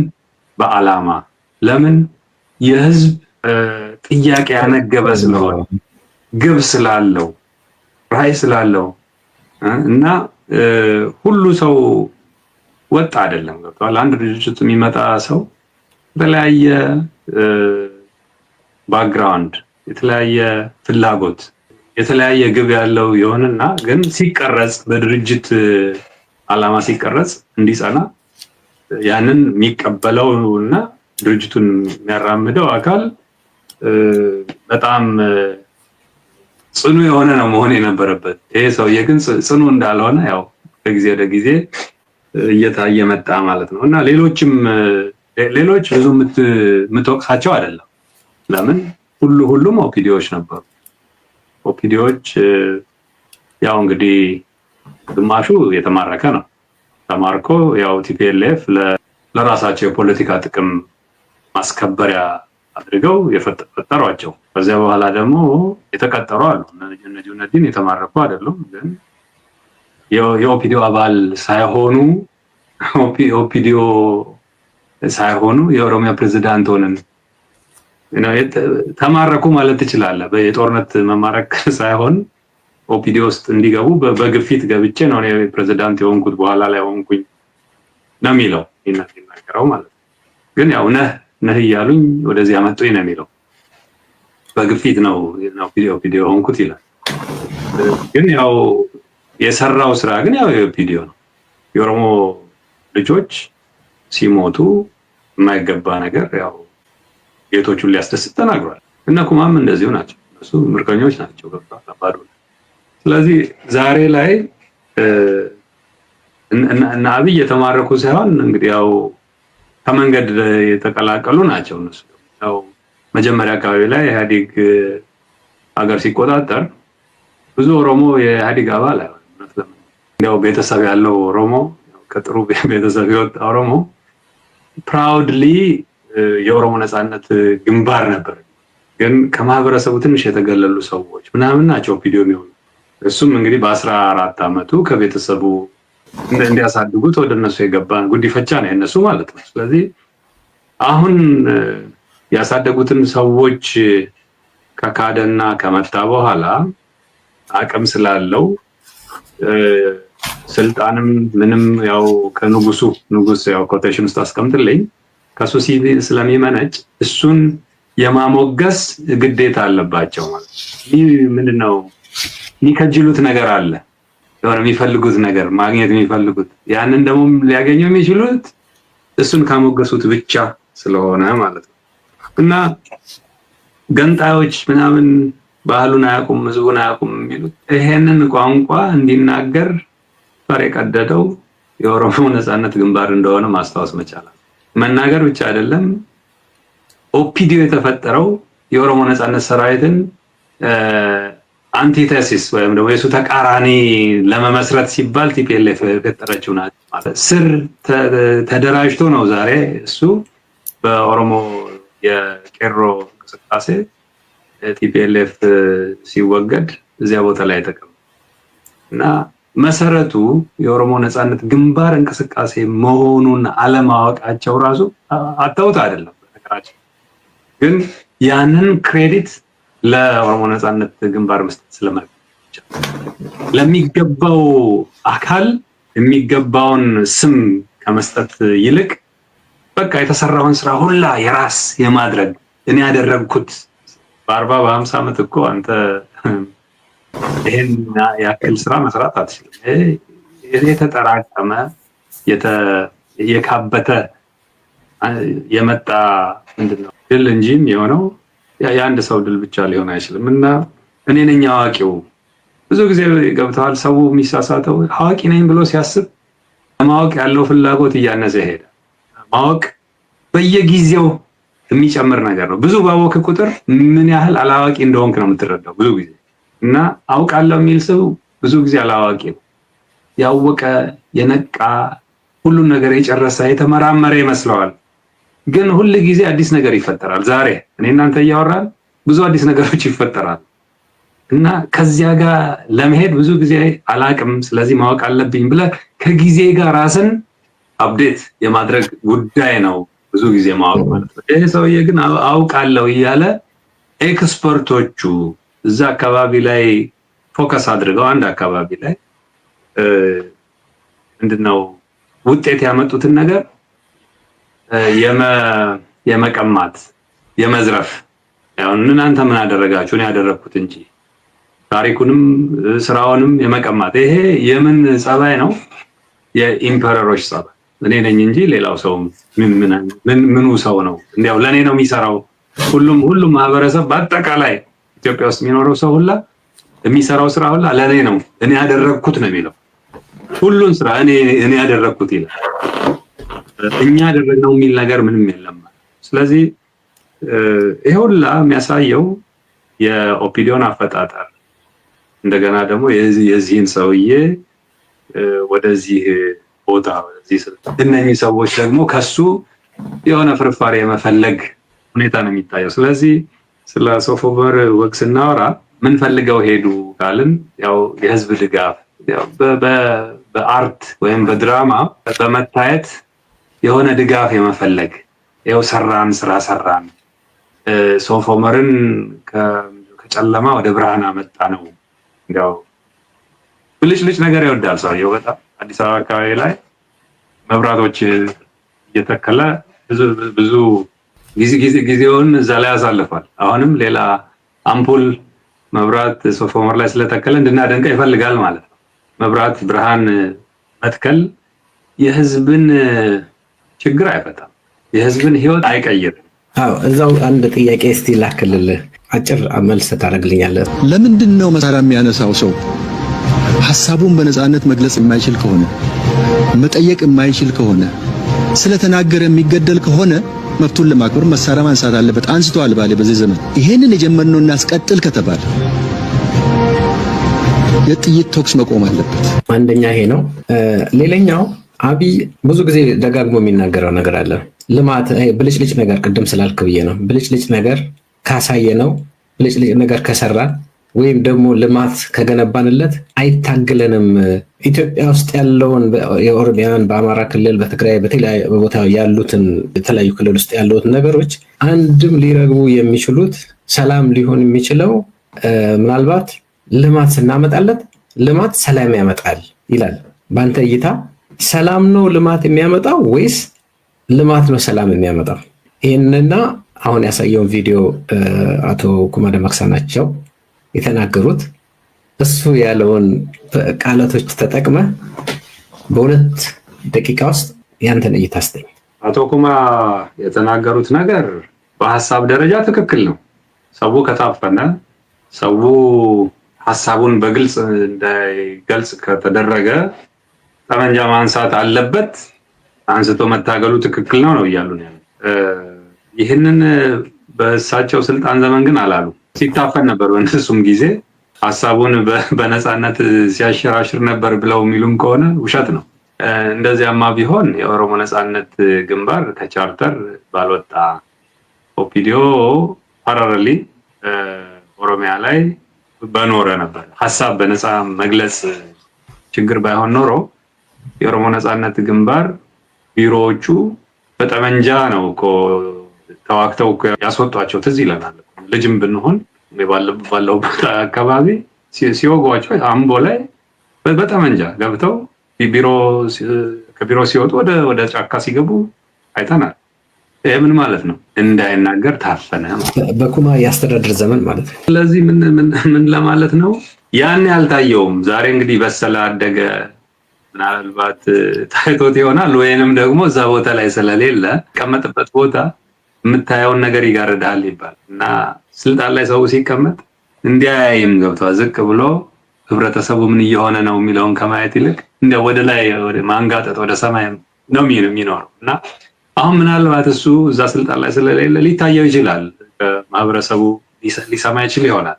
ግን በሱ ዘመንም መታፈን ነበር። ስለዚህም ነው የኦሮሞ ትግሉን ቀጥሎ ዛሬ ደረጃ ላይ መታፈን ድሮም ነበር፣ አሁንም አለ ማለት ነው። ስለዚህ ትግሉ ቀጥሏል። ስለዚህ የጥይት ተኩስ የሚቆመው መቼ ነው? ህብረተሰባችን ነፃ መሆን አለበት። ያንኑ ነው እየጠየቅን ያለ። ነፃ እስኪሆን ድረስ መታገል የግድ ነው ማለት። ስለዚህ አብይን ህብረተሰቡን አፍነዋል እያለው ነው ያለው። እዛ ላይ ምንም ስታየው አብይ ራሱ ደንግጦ አይኑን ሲያፈጥ ነው የምታየው። ሌላው ብልጭልጭ ነገር ካሳየነው አይታገለንም። ይሄ ብልጭልጭ ነገር እኮ ለጥቂት ሰዎች ነው የሚደርሰው የሚታየው። በቴሌቪዥን አይቶ እንዲያው ምንድነው ምግብ በቴሌቪዥን ሰው አሳይተህ ሊጠግብ ይችላል? ሊበላው ይችላል? አይችልም። ይሄንን መብራት እኮ የሚያየው ሰው ይሄን ብልጭልጭ ነገር የተወሰኑ ሰዎች ናቸው። ከ130 ሚሊዮን ሰው ስንት ሰው ነው የሚያየው? ማየቱ ደግሞ ምን ይጠቅመዋል? የስራ እድል የማይፈጥርለት ከሆነ፣ የገቢ ምንጭ የማይሆነው ከሆነ፣ ኑሮውን የማያሻሽልለት ከሆነ ምን ይጠቅመዋል? ይበላል? አይበላም። እንዲያውም ትልቅ መደብ ይፈጥራል። በጣም ሀብታም የሆኑ እዚህ ብልጭልጭ ነገርን የሚጠቀሙና በጣም ድሃ ሚላስ የሚቀመስ የሌላቸው እንዲያውም ያታግላል። ይሄ ማለት እነሱ እንዲህ አይነት ነገር ውስጥ እየኖሩ ኔፓል ላይ ምን ነው የተፈጠረው? የተወሰነ ፎቶ እኮ ነው የተለጠፈው። ሀገሪቱን የሚያስተዳድረው ሰውዬ የቅንጦት ማለት ነው እንዴ! እንዴት ቅንጦት ስራ ይሰራል? እኛ እንዲህ አይነት ሁኔታ ውስጥ እየኖርን ነው።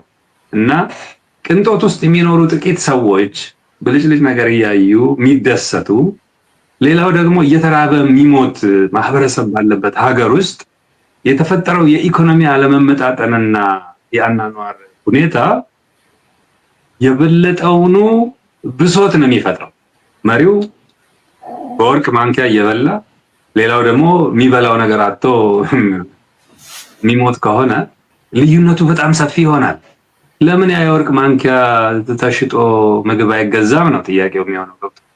ስለዚህ ብልጭልጭ ነገር ካሳየ ነው አይታገለንም። በመሰረቱ ያውም ተቃራኒው ነው የሚሆነው። ሁለተኛ ብልጭ ነገር ማለት ልማት ማለት አይደለም። ልማት ማለት የህብረተሰቡን የኑሮ መሰረት ማስተካከል የሚችል ማህበረሰቡ የሚጠቀምበት አሁን መሰረተ ልማት ሲሆን ኢንፍራስትራክቸር ለህብረተሰቡ አገልግሎት የሚሰጥ የጤና ሊሆን ይችላል፣ የትምህርት ሊሆን ይችላል፣ የውሃ ንጹህ ውሃ አቅርቦት ሊሆን ይችላል፣ የምንድነው ኮሚኒኬሽን ሊሆን ይችላል፣ የመንገድ ስራ ሊሆን ይችላል። እነኚህ የልማት ስራዎች ናቸው እና ህብረተሰቡ ከዛ ምን ይጠቀማል ነው። ከብልጭልጭ ነገር ምን ይጠቀማል? ከውጭ ሀገር የሚመጡ ከአረብ ሀገር የሚመጡ የአረብ ኤሚሬቶችን ከማስደሰት ውጪ ለህብረተሰባችን ምን ፈየደ? ምን ጠቀመ? ምንም። ለሀገሪቱ ፕራዮሪቲ መሆን አይገባውም። የሱ ፕራዮሪቲ አንድ ጥይት መግዛት ነው፣ ሁለት ደግሞ እኚህ ብልጭልጭ ነገሮች መስራት፣ ዛፍ መትከል ነው። ሁለቱም የሀገሪቱ ፕራዮሪቲ መሆን የሚገባቸው ነገሮች አይደለም። ሰላም ሊመጣ የሚችለው ከፍትህ ጋር ነው የሚቆራኘው። ብዙ ጊዜ ሰላም ፍትሃዊነት ካለ ሰላም ከመጣ ልማት ይመጣል። ፍትሃዊነት በሌለበት ሁኔታ ውስጥ ሰላምን ማምጣት አትችልም። ሰላም በሌለበት ሁኔታ ውስጥ ልማት ሊኖር አይችልም። ልማት ካለም ያው በአንድ ጀንበር ልታጠፋው ትችላል። አንድ ክብሪት እኮ ስንት ነገር ማጥፋት ይችላል ማለት። ሰላም ከሌለ ብዙ ነገር ዳሜጅ ይሆናል። የሰው ልጅ ህይወት ይጠፋል ማለት። ለሰላም ደግሞ መሰረቱ ፍትህ ነው። ለፍትህ ደግሞ መሰረቱ ያው ዲሞክራሲ የምንለው ነገር ህብረተሰቡ መምከር አለበት። ውሳኔዎቹ ላይ እርምጃዎቹ ላይ መሳተፍ መቻል አለበት። ያንን ደግሞ ለማድረግ ስርዓት ልትገነባ ይገባል ማለት ነው። አብሮ ሁሉም ማህበረሰብ ሊተማመንበት የሚችል ምንም ቀዳዳ ጠመንጃ ለማንሳት ምክንያት የሚያሳጣ ስርዓት መገንባት አለ። ምክንያት ግን ካለ በዚያ ምክንያት ዙሪያ ሰው ማሰባሰብ ትችላለህ። ያንን ምክንያት የምታሳጣው ከሆነና ሰው መነጋገር የሚችልበትን መድረክ ጠመንጃ ለማንሳት እንኳን ምክንያት ካጣ የሚጠቅምህ ነገር አይደለም ማለት ነው። ትጠቀማለህ ከስርዓቱ፣ ማህበረሰቡም ይጠቀማል። ስለዚህ ፍትህ ሲመጣ ሰላም ይመጣል፣ ሰላም ሲመጣ ልማት ይመጣል። ልማት ሲኖር ደግሞ ያው መከባበር ይመጣል፣ እድገት ይመጣል። ዘመናዊነት የምትለው ያ ነው ማለት ነው። ስለዚህ ሰላም ነው ከልማት የሚያመጣው እንጂ ልማት ሰላምን አያመጣም ነው። ልማት እኮ የምንለው አሌክስ ጂዲፒ አደገ ደብል ዲጂት አደገ ስንባል ነበር በኢህአዴግ ጊዜ። ግን የተወሰኑ ሰዎች ናቸው ተጠቃሚ የሚሆኑት። ያ ልማት እኮ አይደለም። ልማት እኮ ህብረተሰቡን ተጠቃሚ ማድረግ አለበት። ለምሳሌ አዲስ አበባ ውስጥ ብዙ ለውጦች አሉ፣ ግንባታዎች አሉ፣ ብልጭልጩ አለ፣ መንገዱ ምኑም ይሄ ልማት ኮሪደር ምናምን ተብሎ መንግስት አሁን እንደ ፕሮጀክት ነው የያዘው። ይሄንን ካላሳየሁት ሳይወድ በግዱ ይህ ህዝብ ይገዛል። በቃ እኔ ልማት አሳይቼዋለሁ እንዲህ የሚል ባሌ ሄዶ የባሌን ወጣት ይሄንን ስራ እንትን ካልኩት ወደ ጦርነት ከሚሄድ ይልቅ እዚህ ይሄ የለማለትን ልማቱን ይንከባከባል አርፎ የሚል ሀሳብ ነው። ለዚህ ነው ልማት ሰላምን ያመጣል የሚል ፕሮግራም ነው። አሁን በአብይ አካሄድ ንግግሩ ይሄ ነው ሲናገር የነበረው። ከዛ ይሄ ልማት ነው ወይ ነው? ልማት የምንለው ምንድነው ነው? ኢንፍራስትራክቸር የህብረተሰቡን ግልጋሎት የሚጨምር ነገር አለው ወይ ነው? ቱሪዝም መስህብ ሊሆን ይችላል። ከዚህ የቱሪዝም መስህብ ደግሞ ማን ነው የሚጠቀመው ነው? የህብረተሰቡን ኑሮ ይቀይራል ወይ ነው ጥያቄ። ሰላም ሳይኖር የትኛው ቱሪስት ይሄዳል? እሱም አለ። ትክክል። እስካሁን ሄዶ እዛ ላይ የተገኘው 40 ሰው ነው የሚል መግለጫ ተሰጥቷል። ይሄ ትልቅ ኪሳራ ነው። ምናልባት እስካሁን የሰራቸው ቦታዎች አገር ደህና ሰላም ሳይኖር የትኛው ቱሪስት ይሄዳል? ልማት የሚባል የፈለገ ብልጭልጭ ነገር ቢኖር አገር ሰላም ስትሆን ቱሪስቶች፣ ኢንቨስተሮች የተለያዩ ውጭ ያሉ ራሱ ዲያስፖራው ራሱ ወደ ሀገሩ ሄዶ ሀገሩ ላይ ሊዝናና ይችላል። ነገር ግን ሰላም ከሌለ ሊያስበውም አይችልም።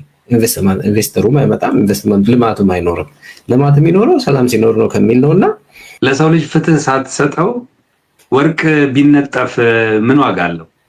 ስለዚህ ልማት የሚባለው ነገር መጀመሪያ ላይ ሰርቭ ማድረግ የሚገባው ማገልገል የሚገባው ዜጋውን ነው፣ ህብረተሰቡን፣ ትልቁን ሰፊውን ህዝብ ማገልገል የማይችል ከሆነ ለማ ልንል አንችልም ማለት ነው። የተወሰነ አንድ ካፒታሊስት አዲስ አበባ ቢቆጣጠር ያ የራሱ ቢሆን ምንድነው አሴት ቢያደርገው ትልቁ ማህበረሰብ የማይጠቀምበት ከሆነ ምንድነው የልማት ትርጉሙ ነው? ገብቷል? ተጠቃሚ ህብረተሰቡን ተጠቃሚ ማድረግ የህብረተሰቡን የኑሮ ሁኔታ መቀየር መቻል ሲችል ነው አንድ ነገር ለማ የምንለው። ያ በጣም አመሰግናለሁ።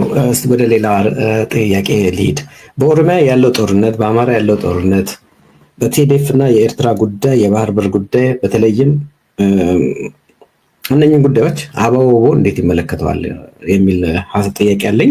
እስቲ እሱ ላይ ያንተን እይታ አስተያየት። ምክንያቱም ኦሮሚያ ውስጥ ብዙ ጦርነቶች እንዳሉ ነው በግልጽ ነው። ቅድም ስናወራ ስንነጋገር ነበረ። በአማራ ክልል ያለው ጦርነት በፋኖ እና እየተካሄደ ያለ ጦርነት አለ። ሌላው ቲዲኤፍ አለ። አሁን ሰሞኑን ሊፈነዳ የደረሰ በጣም ፑሽ እየተደረገ ትላንትናም ኤታማዦር ሹሙ ወጥቶ ቲዲኤፍን ከነምናምኑ ነቅለን ካላጠፋን ሰላም በአገራችን በአካባቢያችን ሊሰፍን አይችልም እያለ ነው። ሲቀጥል ደግሞ የባህር በር ጉዳይ ይገባናል፣ የባህር በር ያስፈልገናል፣ የግድ አሰብን መመለስ አለብን። ጀነራሎቻቸው ወጥተው በተለያዩ ሚዲያዎች የእነሱ ካድሬዎችም እየወጡ ስለዚህ ስለ የባህር በር ጉዳይ የአሰብ ጉዳይ ወደብ ይገባኛል ማስመለስ አለብን የሚሉ የተለያዩ ትርክቶችን እየሰጡ ነው። እና ይህንን እስቲ የኦሮሞ ነጻነት ግንባር ነጻነት ሰራዊት እንደ አማካሪነቱም ይህንን ነገር በትክክል ያውቃሉ? ምናልባት እንደ ድርጅት በአቋም የወጣ መግለጫ እስካሁን እኔ ያላየሁኝም። ምናልባት ሳላውቅ አልፎ ሊሆን ይችላል። ተሳስቼ ከሆነም ታርመኛለህ። የእርሱ ሀሳብ በዚህ የሚሰጡት የድርጅቱ አቋምም ስለሆነ እሱንም ግምት ውስጥ አስገብተው የእርሶን እይታ እስቲ ለህዝባችን ይግለጹና ሌላ አንድ ጥያቄ ያክለን ወደ ማጠቃለያ እንሄዳለን እና አጠር አድርገው ይንገሩኝ ይሄንን። ያ የኦሮሞ ነጻነት ግንባር ያው የፖለቲካ ፕሮግራም አለው፣ የራሱ ህገ ደንብ አለው። የሚታገለው ለህዝቡ ነጻነት እና ደግሞ ለኦሮሚያ ማለት ነው። ስለዚህ ከኦሮሚያ በዘለለ ተኪዶ የሚደረግ ጦርነት ውስጥ የኦሮሞም ህዝብ ይሳተፍ አንፈልግም። ለራሱ ኤክስፓንሽኒስት የሆነ ቴንደንሲ የለውም የኦሮሞ ነጻነት ትግል። ስለዚህ ወደኛ የሚዘመት ከሆነ የመመከት ስራ የግድ ነው የሚሆነው። ግን ወደ ሌላ ሰው ሀገር ሄደህ ሉዓላዊ የሆነች ሀገር ላይ ሄደህ ሌላም ክልል ላይ ሄደህ ዘምተህ ገብር ማለት የኛ ባህል ሳይሆን የሌሎቹ ነው የሚሆነው። ስለዚህ እንዲያው ጦርነት ሲባል እኛ ጋር ያለውም ቆም የሚችለው ፍትህ ሲኖር ነው እንላለን። ወደኛ መዘመት የለበትም። ሌላውም ከኦሮሚያም ወደ ሌላ ቦታ መዘመት አለበት ብለን አናምን። ለምን የመስፋፋት ፍላጎቱ የለም። ምን ማለት ይገባናል? አሁን እነኚህ ነገሮች ስታነሳ ከታሪክ አንጻር ምን ነበር፣ ከህግ አንጻር ያሉ ነገሮች አሉ፣ እነማን ህጎች እና ደግሞ ፖለቲካው ምን ይመስላል የሚለውን ማየት ያስፈልጋል። የባህር በር ጥያቄ ለረጅም ዘመን የነበረ በምኒልክ ጊዜ ስምምነት ላይ የፈረሙት ነው። ኤርትራን ሰጥተዋል ኦልሬዲ እና ያን ጊዜ ኤርትራን ሲሰጡ አሰብም ኢጣሊያኖች ከአንድ ከአፋር የጎሳ መሪ ተረክበውት ነበር፣ ወስደውት ነበር። ሲፈረም ያው ሙሉ ኤርትራ አሰብን ጨምሮ ነው እና ያን ጊዜ የነበረው ግጭት በጣሊያን ቋንቋ የተጻፈው ስምምነት ላይ ኢትዮጵያ ከውጭ ሀገር የምታደርገውን ግንኙነት በጣሊያን በኩል ታደርጋለች ይልና በአማርኛው ላይ ደግሞ ይሄ ያልሰፈረ በመሆኑ ወደ ጦርነት ተገብቷል። ከዚያ በኋላ አድዋ ላይ ተሸንፈዋል ጣሊያኖች። ግን ስለ ኤሪትሪያ ጉዳይ አልተነሳም። ምኒልክ አሰብንም ኤሪትሪያንም አልጠየቁም። ያው የተፈረመው ጉዳይ እንዳለ ነው የነበረው። ግን ያቺ አንቀጽ ኢትዮጵያ በውጭ ሀገር የምታደርገው ግንኙነት በሙላ በጣሊያን በኩል ይሆናል የምትለው አንቀጽ ከጦርነቱ በኋላ ያው እንደተነሳች ነው በገንዘብ ይችላል። ከዚያ በኋላ ምንድነው የሆነው?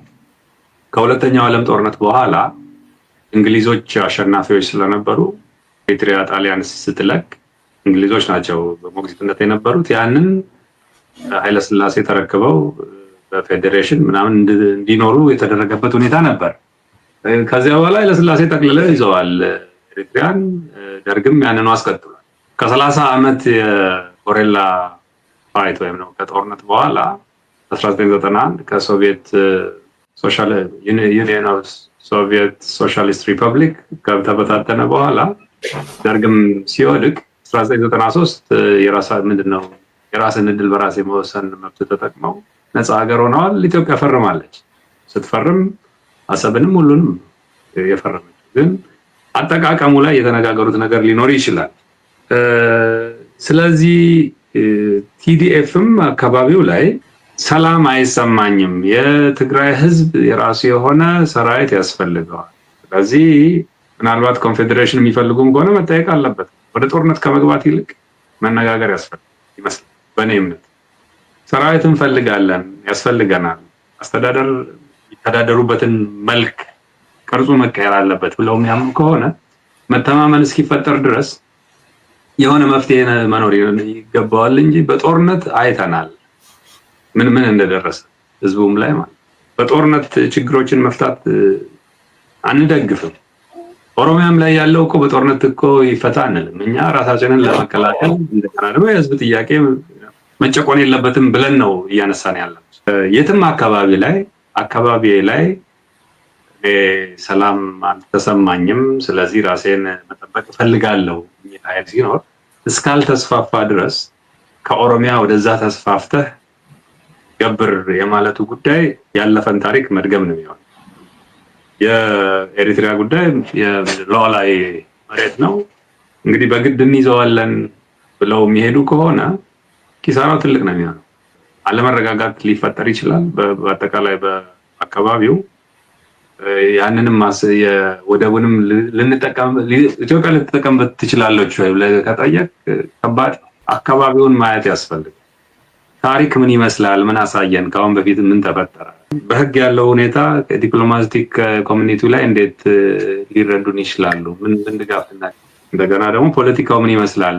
ማህበረሰቡ፣ የኤርትራ ማህበረሰብ፣ የአፋር ማህበረሰብ፣ የትግራይ ማህበረሰብ፣ ሌሎችም ምን ይመስላሉ የሚለውን አይተህ ገምግመህ አቅምህን አይተህ የእነሱን አቅም አይተህ ፍትሃዊ ነው ወይ ይሄ ጦርነት ውስጥ የመግባት 130 ሚሊዮን ህዝብ አለን እና የባህር አክሰስ ያስፈልገናል። ጥሩ፣ ያ ችግር የለውም። የባህር አክሰስ ስትፈልግ ግን በምን መልኩ ተጠቃሚ አንተንም በሚጠቅም እነሱንም በሚጠቅም ባላንስ ባለው መልኩ ፍትሃዊ የሆነ መጠቃቀም ሲምባሲስ ኮመንሳሊዝም መሆን መቻል አለበት እንጂ እኔ ጠቅልዬ ይዤ እነሱን በዜሮ ባዝቻ አወጣለሁ ካለ ውጊያው ይቀጥላል። የረጅም ጊዜ ውጊያ ይሆናል። ተጠቃሚ የሚሆን አንድም አካል አይኖርም። ስለዚህ የጦርነት ድቤ መደለቅ አዋጭ አይደለም። ምናልባት የሌሎች ሀገሮች ጥቅም ወይም ደግሞ ኢንትረስት ሊኖርበት ይችላል። የሳውዲ አረቢያ እና ዩናይትድ አረብ ኤሚሬት ኢንትረስቶች የሚጋጩ አሉ እዛ አካባቢ። ለእነሱ መላላክ ከሆነ ጦርነቱ አይቀሬ ሊሆን ይችላል። ከጥቅም አንጻር ነው የሚታየው፣ ግን ብዙ ዋጋ ያስከፍላል። ለወደፊት ይህም ማህበረሰብ አብሮ የመኖሩ ሁኔታ ዋጋ ያስከፍላል። እውነት ለመናገር 2020 ትግራይ አካባቢ የተደረገው ጦርነት ያስከፈለው ዋጋ ቀላል አይደለም። ኦሮሚያ ላይ ለ7-8 ዓመታት የሄደው ጦርነት ያስከፈለን ዋጋ ቀላል አይደለም። ጠቅላይ ሚኒስቴሩ ትግራይ ላይ ከተደረገው ጦርነት ወለጋ ላይ የተደረገው ጦርነት ይበልጣል ብለው ሲሉ በዚህ ትግራይ ላይ ያደረግነው ውጊያ ወለጋ ካደረግነው ውጊያ አንጻር ሲታይ በጣም ትንሽ ነው። ይሄ ማለት ትግራይ ላይ ከደረሰው ይበልጣል ማለት ነው። የሰብአዊ መብት ጥሰቱ፣ የሰው ህይወት ህልፈት፣ ይሄ ሁላ ነገር እንዲያው ይበልጣል። እንዲያውም በጣም ትንሽ ነው ትግራይ ላይ ያለው ሲባል ትግራይ ላይ ያለው ተዘግቧል። ብዙ ያልተዘገበ ብዙ ስንት ጉድ አለ ማለት ነው። አሁን ወለጋ ሚሊዮን በላይ ህዝብ አልቋል። ይሄ ትንሽ ነው ካለ እንግዲህ ኦሮሚያ አይደለም ወለጋ ነው ያለው። ልብ በል። ጉጂ እንደምር፣ ቦረና እንደምር፣ ሐረርጌ ላይ፣ አርሲ ላይ፣ ሸዋ አካባቢ፣ በተለያዩ አካባቢዎች ማለት ነው ይሄ ሁላ ስትደምረው ምናልባት 10-15 ሚሊዮን ሊሆን ይችላል ማለት ነው። ሚኒሊክ ካደረገ ይበልጣል የሚያስችል ደረጃ ላይ ሊያደርሰን ይችላል። አነጋገሩ ትግራይ ላይ የደረሰው ትንሽ ነው። ለትግራይ ውጊያ በሚመለከት ተጋኖ የሚነሳ ነገር አለ። ባይዘው ትግራይ ላይ ያደረግነው ውጊያ ወለጋ ካደረግነው ውጊያ አንጻር ሲታይ በጣም ትንሽ ነው። በጣም ትንሽ ነው። አስብ፣ በጣም ትንሽ ነው። ትንሽ ነው ብቻ አይደለም። ስለዚህ አሁንም በቀጣይነት ጂኖሳይድ እየተካሄደ ነው ያለው ማለት ነው በየቦታው። ስለዚህ ጦርነት ይቁም የምንለው እኛ ነን። ማን ነው ማቆም ያለበት? ጦርነት ሰባቂው ኦሮሚያ ላይ መጀመሪያ ምንድነው አዋጅ ያወጀው? ከዚያ በኋላ በቀጣይነት በድሮን ሲጨፈጭፍ የነበረው ማቆም አለበት ኦሮሚያ። ያ መቼ ነው የሚሆነው? ሰራዊቱን ማውጣት ይኖርበታል ማለት ነው። ህዝብ እኮ በጠመንጃ አፈሙዝ ሊገዛ አይችልም። በመነጋገር በመወያየት ነው። ስለዚህ ሌሎች ጦርነቶችም ጋር ሲሄድ የኦሮሞ ማህበረሰብ ሊያግዘው አይገባም። ገዳይ ነው ይሄ ሰውዬ፣ ከሌሎች በበለጠ ገድለዋል። ስለዚህ የእሱን ወንጀል ለመሸፈን ከሱ ጋር የሚያብር አካል ካለ እሱም ወንጀለኛ ነው የሚሆነው ማለት ነው። ስለዚህ ጦርነት መስበክ አስፈላጊ አይሆንም። በንግግር መፍታት አስፈላጊ ነው። ሌሎች አካባቢዎች የሚያስፈልጋቸውን ነገር ተነጋግረው ያው አካባቢያቸው ላይ የራሳቸውን እድል በራሳቸው የመወሰን መብት ሊኖራቸው ይገባል። ሌላም ሀገር ሄዶ ከመውረር ይልቅ በመነጋገር በሰጥቶ መቀበል ችግሮች ቢፈቱ ጥሩ ነው ብለን እናስባለን። በጣም ነው የማመሰግነው። የሰጠን መግለጫ አሁን እስካሁን ጥያቄዎች መልስ የሰጠን የነበረበትን በደንብ አንደርስታንድ አድርገናል። ለህዝብ በጥሩ ሁኔታ ነው የገለጽከው። ግን እንበልና የአሰብ ወደብ ቢመለስ መጣ ቢባል አሁን እነሱ እንደፈለጉት በጉልበትም በምንም አመጡት ቢባል የኦሮሚያ ችግር ይፈታል? የአማራ ክልል ያለው ችግር ይፈታል ወይስ የትግራይ ያለው ችግር ይፈታል ወይ ቢባል ምን ሊሆን ይችላል በአንተ አስተያየት? አንደኛ። ሁለተኛ፣ ቅድም ወደ ኦሮሚያ ቢመጣ እንከላከላለን የሚል ሀሳብ ሰጥተህ ነበር። ነገር ግን አይተህ ከሆነ በተለያየ ሚዲያ ወጥተው ስለ አሰብ መግለጫ የሚሰጡት የኦሮሞ ጀነራሎች ናቸው። የፒፒ ወይም የኦሮሞ ብልጽግና የሚባሉት አባላቶች ናቸው። ካድሬዎቻቸው በፓርላማ የፓርላማ ሜምበር የሆኑት ቢሆኑም ራሱ ይህን መግለጫ የሚሰጠው የኦፒዲዮ አባል የሆነ ሰው ነው። ፋርሲ ቡላዎች በሙሉ የኦሮሞ ፋርሲ ቡላዎች ናቸው። ከአርቲስቶች ከአርቶች አካባቢ እስካየ ስለ አባይ፣ ስለ አሰብ ወደብ፣ ስለዚህ ቀይ ባህር ጉዳይ፣ ስለ የወደብ ጉዳይ ዘፈኖችን በመስፈን ፕሮፓጋንዳዎችን እያሰራጩ ያሉት የኦሮሞ አርቲስቶች ናቸው። ሌሎች የኢትዮጵያን ሌሎች ቀሪዎች ሲሳተፉ አላየንም። ጀነራሎቹም ከኦሮሞ የወጡ ናቸው፣ የኦሮሞ ናቸው። እነኚህ ለምን አብይ ፐርፐዝሊ እነኚህ ሊጠቀማቸው ፈለገ? ሁለተኛ፣ እነኚህ የኦሮሞ ጀነራሊ ካድሬዎች፣ በፋርሲ ቡላዎች፣ አርቲስቶች፣ የፓርላማ ሜምበሮች በሙሉ ከኦሮሞ ወጥተው ስለዚህ እንዲሰጡ መደረጉ ለኦሮሞ የሚያመጣው ጦስ ከትግራይ ካሁን በፊት አይተናል። ህወሓት የተሳሳተው ነገር በአገዛዝ ዘመኑ ለትግራይ ህዝብ ያተረፈው አዘኢንድ ትልቅ ጦርነት ህዝቡ ላይ እንዲደርስ በህዝቡ በሌላ እንዲጠላ ትልቅ ፕሮፓጋንዳ የተካሄደባቸው ህዝቡ በመጨረሻ ለብዙ ግድያ፣ ጭፍጨፋ እና ጄኖሳይድ እስኪፈጸምባቸው ደርሷልና እና አብይ ይሄንን ሲያደርጉ የኦሮሞ መንግስት ነን ከሚል ሴንስ ለኦሮሞ ህዝብ ሊያመጡት የሚችሉት ጦስ ቀላል እንዳልሆነ ይታያል። ቅድም ወደኛ ቢመጡ እኛ እንከላከላለን፣ ከዛ በተረፈ በክልሎቻቸው አማራም በአማራም ትግራይም በትግራይነቱ የቲዲኤፍን ጉዳይ የትግራይ ጉዳይ ነው። በኮንፌዴሬሽን በፌዴሬሽን ጥያቄዎቻቸው ሊተገበርላቸው ለሚጠይቁት ጥያቄ ተገቢው ምላሽ ሊሰጣቸው ይገባል። አለዛ እኛ ድንበር የሰው ሀገር የሰው ድንበር ገብተን ከማንም ጋር ውጊያ ውስጥ አንገባም፣ ግን ወደ ድንበራችን ሲመጡ የሚል ነገር አለ። እነኚህ ጦስ ሊያመጡ አይችሉም ወይ? አሁን ሳነሳቸው ነበረው ፐርፐዝሊ የኦሮሞ ህዝብን ለሌላ ጦስ፣ ለሌላ ጭፍጨፋ፣ ለሌላ ግድያ፣ ለሌላ በሌሎቹ በግድያ እያዘጋጁት አይደለም። በሌላ መልኩ ቀሪ የኢትዮጵያ ህዝብስ እንዴት ያየዋል ይሄንን ጉዳይ የሚል ነው። ይህንን እስቲ ጭምቅ አድርገህ አዘኢንድ ማጠቃለያ ለኦሮሞ ህዝብ፣ ለኦሮሞ ወጣቶች በሚመለከተው በማይመለከተው ጦርነት ውስጥ ገብቶ ከሚማገድ ሊመለከተው ወደሚችለው የኦሮሞ ነጻነት ግንባር፣ የኦሮሞ ነጻነት ሰራዊት ወደሚያደርገው ትግል እንዲቀላቀሉና ቀሪውን ምክንያቱም ኮንሲኮንሲው ብዙ ሊሆን ስለሚችል በዚህ ጦርነት ውስጥ ከተፈጠረ ሌላም ጦስ ለኦሮሞ ህዝብ ሊያመጣ ስለሚችል ሊያስመጡ ያዘጋጁት እንደሆነ እየታየ ስለሆነ ለኦሮሞ ወጣቶችም ለኦሮሞ ህዝብም ይሄንን እንዴት አድርገው እንደሚከላከሉ ምንስ ማድረግ እንዳለባቸው ይሄንን ስርዓት እንዴት አድርገው ለሌላ ዝግጅት ውስጥ እንዳይገባ እንዴት አድርገው ነው ዲፌንድ ማድረግ የሚችሉ ከወዲሁ ይሄንን የራስህን ሐሳብ ሰጥተህ ምክርህንም ሰጥተህ መቋጫ ብናደርግ ጥሩ። አመሰግናለሁ አለማየሁ። አሰብ ቢመጣ የህዝብ ችግር ይፈታል አይፈታም? አባይ ግድብ ተገደበ የህዝብ ችግር ይፈታል አይፈታም? ያ የኦሮሞ ውስጥ ችግር አለ። አሁን ኦሮሚያ ያለው ችግር አለ፣ ጥያቄዎች አሉ። እነኚህ ሶሉሽን ያገኛሉ ወይ? ቲዲኤፍ ያገኙ የተገናኙ አይደሉም እያልኩ እኮ ነው ያለው። እነኚህ ሰበቦች እንጂ የኦሮሞ ህዝብ ጥያቄዎች አይደሉም። ምን ማለት ነው? የኦሮሞ ወይም ደግሞ የሌሎች ብሔር ብሔረሰቦች ወኪል መሪዎች ቢኖሩ ኖሮ እንደዚህ አይነት ጦርነት አይደገስለትም ነበር።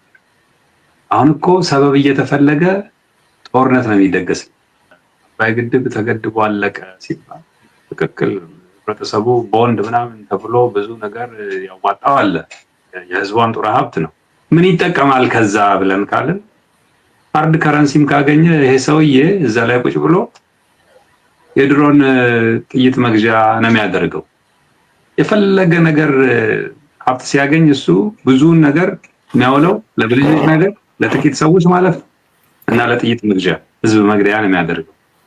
አሰብንም ካገኘና የምንድነው በአቅምም ያዘና ቢወስድ የሚቀንስለትን ወጪ ምንድነው የሚያደርገው? የጥይት መግዣ፣ የብልጭልጭ ነገሮች ለጥቂት ሰዎች ጥቅም ነው የሚያውለው። ስለዚህ ብዙሃኑ ማህበረሰብ በኢሞሽን በስሜት ተነድቶ ህይወቱን ገብሮ ጥቂት ሰዎችን ተጠቃሚ ማድረግ የለበትም። በምክክር ያለ ጦርነት የሚፈታ ከሆነ እንዲያው ያም ቢሆን እኮ ትግልህን አቁም እያልነው አይደለም ያለው። ትግሉን መቀጠል አለበት እና እንዲህ አይነት ጦርነት ውስጥ የማያስገቡትን መሪዎችን ከራሱ አብራክ ማውጣት መቻል አለበት ነው። ይሄ ሰውዬ ሰላም ከመጣ ሰላም ከወረደ ስልጣኔ መቀጠል አይችልም። የኔ ኤክስፐርቲዝ ኮሎኔሉ ያው ጦርነት ነው። ስለዚህ ህብረተሰቡ በሰላማዊ መንገድ ቁጭ ብሎ መክሮ ችግሩን እንዳይፈታ በየጊዜው ከአንድ ጦርነት ወደ ሌላ ጦርነት እያሻገርኩት ካኖርኩት ቢዚ ካደረግኩት እኔ ለረጅም ጊዜ እዚህ ቦታ ላይ መኖር እችላለሁ የሚል እሳቤ ይዞ ስለሚሄድ ከአንድ ጦርነት ወደ ሌላ ጦርነት፣ ከአንድ ችግር ወደ ሌላ ችግር እያሻገረው የውሸት ላማለኝ በሰማይ የማይሟላ ተስፋ እያሰነቀው ሊያኖረው ይፈልጋል። ወደ ምንድነው ስሙ ለውጥ ሲባል እኮ ለኦሮሞ እኮ ያልተገባ ቃል ኪዳን የለም። ለሌሎች ብሔር ብሔረሰቦች እኮ ያልተገባ ቃል ኪዳን አሻግራቸዋለሁ እኮ ሲል ምን ነበር ቃል የገባው? ቢያንስ በሚቀጥለው ምርጫ ነፃና ፍትሃዊ የሆነ ምርጫ እንዲሆን አደርጋለሁ ነው ሆነ። ማን ተሳተፈ? ኦሮሚያ ውስጥ ጣፋው ኦነግ ተሳተፈ አልተሳተፈም? ለምን? ሰው አጫሉን ገለው እነ ጀዋርን አስረው እነ በቀለን አስረው ብቻቸውን እኮ ነው። ይሄ ነው ፍትሃዊና ነፃ ምርጫ የሚባለው? ምህዳሩ ሰፋ፣ የፖለቲካ ነው ጠበበ። ጦርነት ውስጥ እኮ ነበረ ትግራይ። ከዚያም በኋላ እኮ ጦርነት ያለው። ስለዚህ ችግር አይፈታም፣ ችግር ያመጣል። ከማያልቅ ጦርነት ውስጥ ያስገባሃል ማለት። ይሄ ምንድነው የአባይ ግድብ የሚባለው ችግር አለው። በጣም ትልቅ ችግር አለ። ቀውስ አለው፣ ያመጣው ቀውስ አለ። ይሄንን ስል ህብረተሰቡ ወይም መሪ የማህበረሰቡ መሪ የማይኖር ከሆነ ስርዓት የማይገነባ ከሆነ በጣም ችግር ነው፣ ትልቅ ችግር አለው። ከጦርነት ውስጥ እንዳይወጣ ነው የሚያደርገው ማለት ነው። ስለዚህ እነኚህ ሰው እንዲመረቅን፣ ሰው አላማውን እንዲረሳ፣ እንዲስት የሚሰጡት አጀንዳዎች በሙላ ችግር የሚያመጡ እንጂ ችግር የሚፈቱ አይደለም። ይሄንን በደንብ ነው ከአንድ ችግር ወደ ሌላ ችግር፣ ችግርን በችግር መፍታት። ይሄ ችግሮችን ደራርቦ መጨረሻ ላይ የሚጥለው ነው የሚሆነው ራሱንም። ስለዚህ ችግር አይፈታም። ሌላው ነጥብ ወደ ኦሮሚያ ቢመጣ ያልኩት እነኚህ ወንጀለኞችን ከቦታው ለማስወገድ አይደለም። እንደ ድሮ ኦሮሚያን ይዞ አስተዳደር እፈልጋለሁ የሚል አካል ካለ ነው እንጂ እነኚህ ወንጀለኞች ከባብሮ ከቦታው ማስወገድ እኮ ችግር የለውም። ያንን እያልኩ አይደለም። ለምን ኦሮሚያን መወሸቂያ ቦታ አድርገው የኦሮሞን ህዝብ ምንድነው ካኖን ፎደር የጥይት ማብረጃ አድርገው እዚያ ቦታ ነው መኖር የሚፈልጉት እና እነሱን ተከላከልላቸው ወይም እነሱን እንከላከላለን እያልኩ አይደለም ያለው። እነሱ መነሳት አለባቸው። ለዚያም ነው የምንታገለው። ኢፍትሃዊነት አለ። የኦሮሞ ጥያቄ አልተመለሰም። ስለዚህ ይሄ ስርዓት የሁላችንም ጸር ነው እያለን ከተነሳ በኋላ ግን ስለ ኦሮሚያ መጻኢ ዕድል ወሳኙ የኦሮሞ ህዝብ ነው። ፍሬውም የኦሮሞ ህዝብ መሆን አለበት ማለት ከማህበረሰቡ የበቀለ በዲሞክራሲ ስርዓት የወጣ ሰው መሪ ይሆናል። ኦሮሚያ ላይ ያለ ደግሞ መሳሪያ ህብረተሰቡን ፍትህ የሚያመጣ ከጎረቤቶቹ ጋር በሰላም የሚያኖሩትን ህጎች አርቅቆ አጽድቆ በስራ የሚተገብር ነው መሆን ያለበት እንጂ እነኚህ ወንጀለኞችማ እነሱን የምንከላከል የሚመስል ከሆነ በግልጽ ማስረዳት አስፈላጊ። እነሱን ለመከላከል የሚደረግ ምንም ነገር የለም። ለመከላከል በሚል ሴንስ አይደለም እኔም የተረዳሁት። እነሱ የሚያመጡት ጦስ ሌላውም አካል ምንድነው ትኩረት ማድረግ ያለበት ወንጀለኞቹ ላይ እንጂ ህብረተሰቡ ላይ መሆን የለበትም ነው። ጦሱ የወንጀለኞቹ ብቻ እንጂ የማህበረሰቡ መሆን የለም። ይሄ ምን ማለት ነው? ማህበረሰቡ ከነሱ ጋር ካልወገነና ካልተከላከላቸው ጦሱ ትልቅ አይሆንም፣ ትንሽ ነው የሚሆነው። እኛ ማድረግ የሚገባን ትግላችንን መቀጠል፣ የምናስተላልፈው መልእክት ይሄንን ሰውዬ የመከላከል ሳይሆን የራስን ሀገር፣ የራስን ነፃነት፣ የራስን ሀብት ንብረት የመከላከል ተፈጥሯዊ ግዴታ አለብን። ይሄ ተፈጥሯዊ መብት ነው። ስለዚህ ምን ለማለት ነው? የኦሮሞ ጀነራሎች የሚያወሩት የሚናገሩት እነኛ አርቲስቶች ኤክስፓንሽኒስት ቴንደንሲ ያላቸው የኛ ዓላማ አይደለም የምንለው ህብረተሰቡ ከነሱ ራሱን አይሶሌት መነጠል አለበት። ብቻቸውን ካሉ ዓላማቸውን ማሳካት እንደማይችሉ ሌሎች ብሔር ብሔረሰቦችም ማመን አለባቸው፣ ማሰብ አለ። ስለዚህ የኦሮሞ ህዝብ እነሱን የሚደግፍ እንዳልሆነ እና በጣም ጥቂት ኢሚንት ግሩፕ እንደሆነ መረዳት ያስፈልጋል ነው። ስለዚህ ሌላው ብሔር ብሔረሰብ፣ ሌላው ማህበረሰብ፣ ሌላው ሀገር ይሄ መንግስት የኦሮሞ መንግስት ነው ብሎ የኦሮሞን ህዝብ በአጠቃላይ በጅምላ መፈረጅ የለበትም። የኦሮሞ ህዝብን የሚወክሉ አይደሉም። ያለፈውን ስርዓት እንዲያውም በከፋ ሁኔታ ማስቀጠል የሚፈልጉ ጥቂት ክሊፕቶክራትስ በገንዘብ ኮራፕትድ ሆነው ይዘው ኢኮኖሚውን ይዘው ጥቂት ሰዎችን ይዘው ምንድነው ጥቂት ሰዎች የሚያሽከረክሩት ስርዓት እንጂ የህብረተሰቡ ስርዓት እንዳለው ኦሮሞን የማይወክል እንደሆነ ማስገንዘብ እና ያ ጦስ እንዳይመጣ ህብረተሰብ ከህብረተሰብ ጋር እንዳይጣላ የማድረግ ኃላፊነት አለብን እያልን ያለ ነው ማለት ነው። ስለዚህ እነኚህ ፋርሴ ቡላዎች በራሳቸው ጦስ የራሳቸውን ስራ የእጃቸውን ቢያገኙ ችግር የለብን። እነኚህ መሪ ተብዬዎችም ካለፈው ስርዓት ውስጥ የበቀሉ የኦሮሞን ህዝብም ሲገድሉ የነበሩ ዛሬም እየገደሉ ያሉ ለወደፊትም የኦሮሞ ህዝብ የማይመካባቸው ሰዎች እንደሆኑ እነኚህም አርቲስቶች ያው ለመኖር ብለው የሚዘፍኑ ስራቸውን የሚሰሩ ካልሆኑ በስተቀረ ሌላ የኦሮሞን ህዝብ የሚወክሉ እንዳልሆኑ ይሄ ሰውዬ ደግሞ እነኚህን መጠቀም የፈለገው ያው ስልጣን ላይ ለመቆየት ብሎ እንጂ ለኦሮሞ ህዝብ አዝኖም አይደለም። ግጭት በሌለ ጊዜ እኮ ሌሎችንም ሲጠቀም ነበር። አርቲስቶች ወሎ ላይ ሄደው ወንጀል ሲፈጽሙ እኮ ምንም እኮ አላላቸውም። ትዝ ይልሃል ኤፍኤስአር አይሱዙ ላይ ህዝብን እንደ በግ እያወረዱ ሲረሽን የነበሩት አርቲስቶች ነበሩ። ከነሱ ጋር እኮ ሲሰራ የነበረ ሰውዬ ነው። ስለዚህ ከነሱ ጋር ጸብ ስላለው ትጥቃችሁን ፍቱ ሲባሉ 2023 አካባቢ ላይ ይሄ ሰውዬ ሊያርደን እያዘጋጀን ነው ብለው ወደ ፋኖ መቀላቀላቸው ነው እንግዲህ ግጭቱ ሲያስገባቸው። ከዚያ ድጋፍ ሲያጣ ይሄንን መጠቀም ወሰነ እንጂ ለኦሮሞ ህዝብ አዝኖ ወይም ደግሞ ለኦሮሞ ህዝብ ፌቨር ሊሰራ እንዳልሆነ መገንዘብ አለብን። ራሱን ለማዳን ለራሱ ሲል እና ነገ ከነገ ወዲያ ቦታ ሊቀይር ይችላል። ምንም የምታምነው አይደለም። አንድ ቦታ የሚቀመጣል።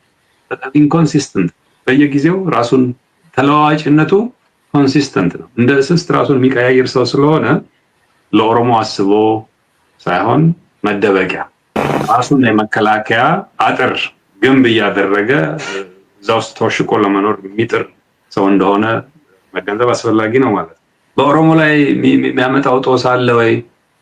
ኦልሬዲ እኮ እየሆነ ነው። እውነት ለመናገር ሶማሊያ ላይ ሜሞራንደም ኦፍ አንደርስታንዲንግ ብሎ ሂዶ ከፈረመ በኋላ ስንት የኦሮሞ ልጆች እኮ ይሄ የኦሮሞ መንግስት ነው ተብለው የተገደሉ ትልቅ ችግር የደረሰባቸው አሉ። ጎረቤት ሀገር ሳይቀር በኦሮሞ ስም እኔ የኦሮሞ መንግስት ነኝ ይላል።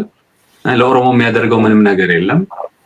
ኦሮሞ የተጠቀመ የለም። ጥቂት የተወሰኑ የሚታዩ ሰዎች በስተቀር 60 ወይም ከዚያ በላይ የሆነ ሚሊየን ማህበረሰብ ምን ተጠቀመ ብለህ ካልክ ምንም ነው።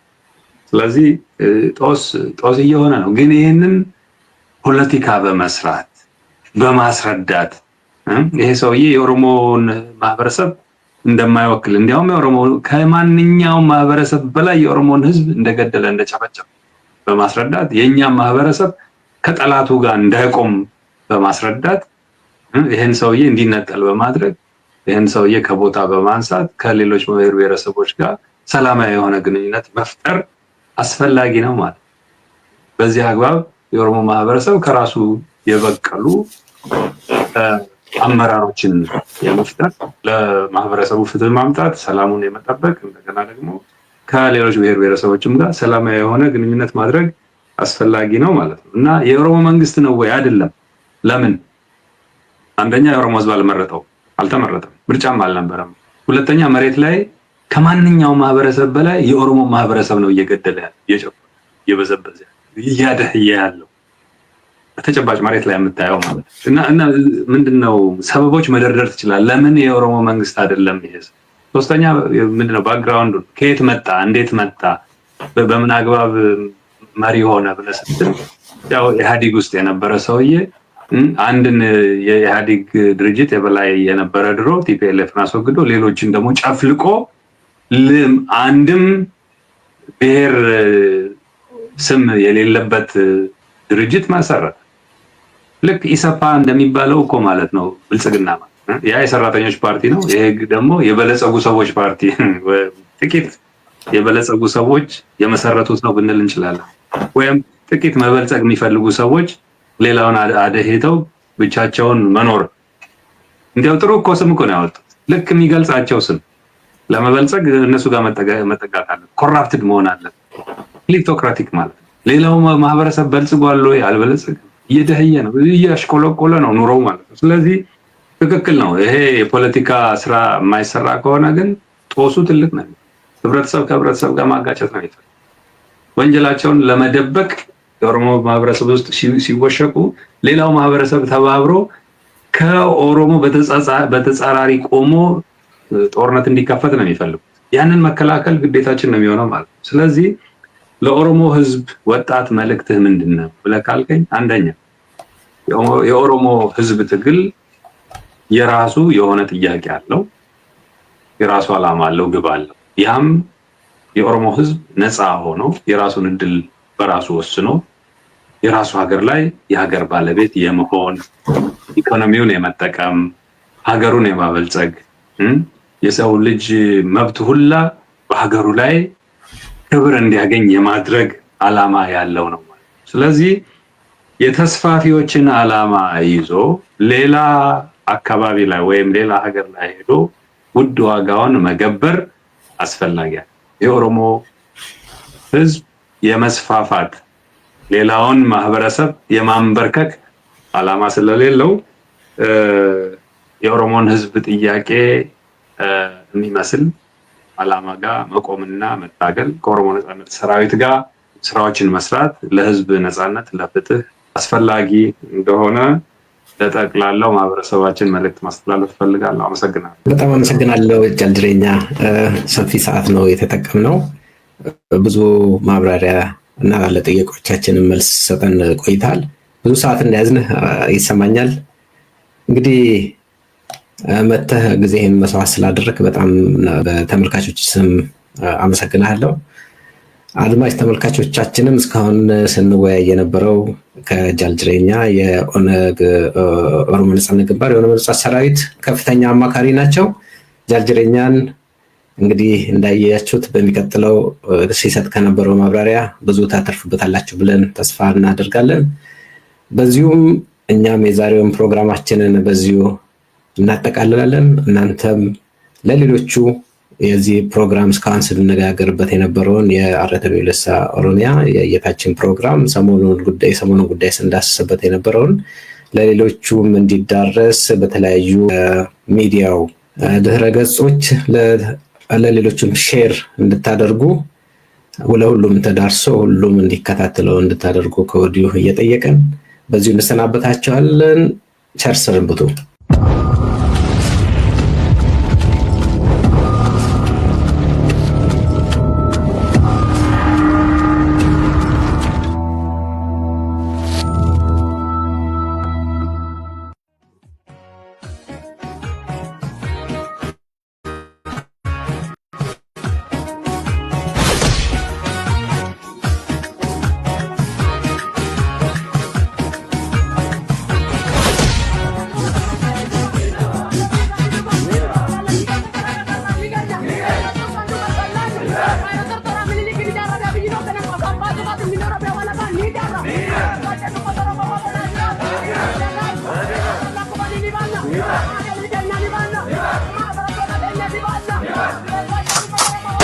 Oromoon akka ammaatti salphatee beekuu jedha. Dhugaadhaa kun dhugaa miti. Oromoon akka ammaatti salphatee beekuu miti. Oromoon akka ammaatti falmatee beeku. Falmiitti jira. Torbaniin hanqaaquuf deema. Nuti dhaloota didedha. Kan dinne nagaa miti. Rooroo.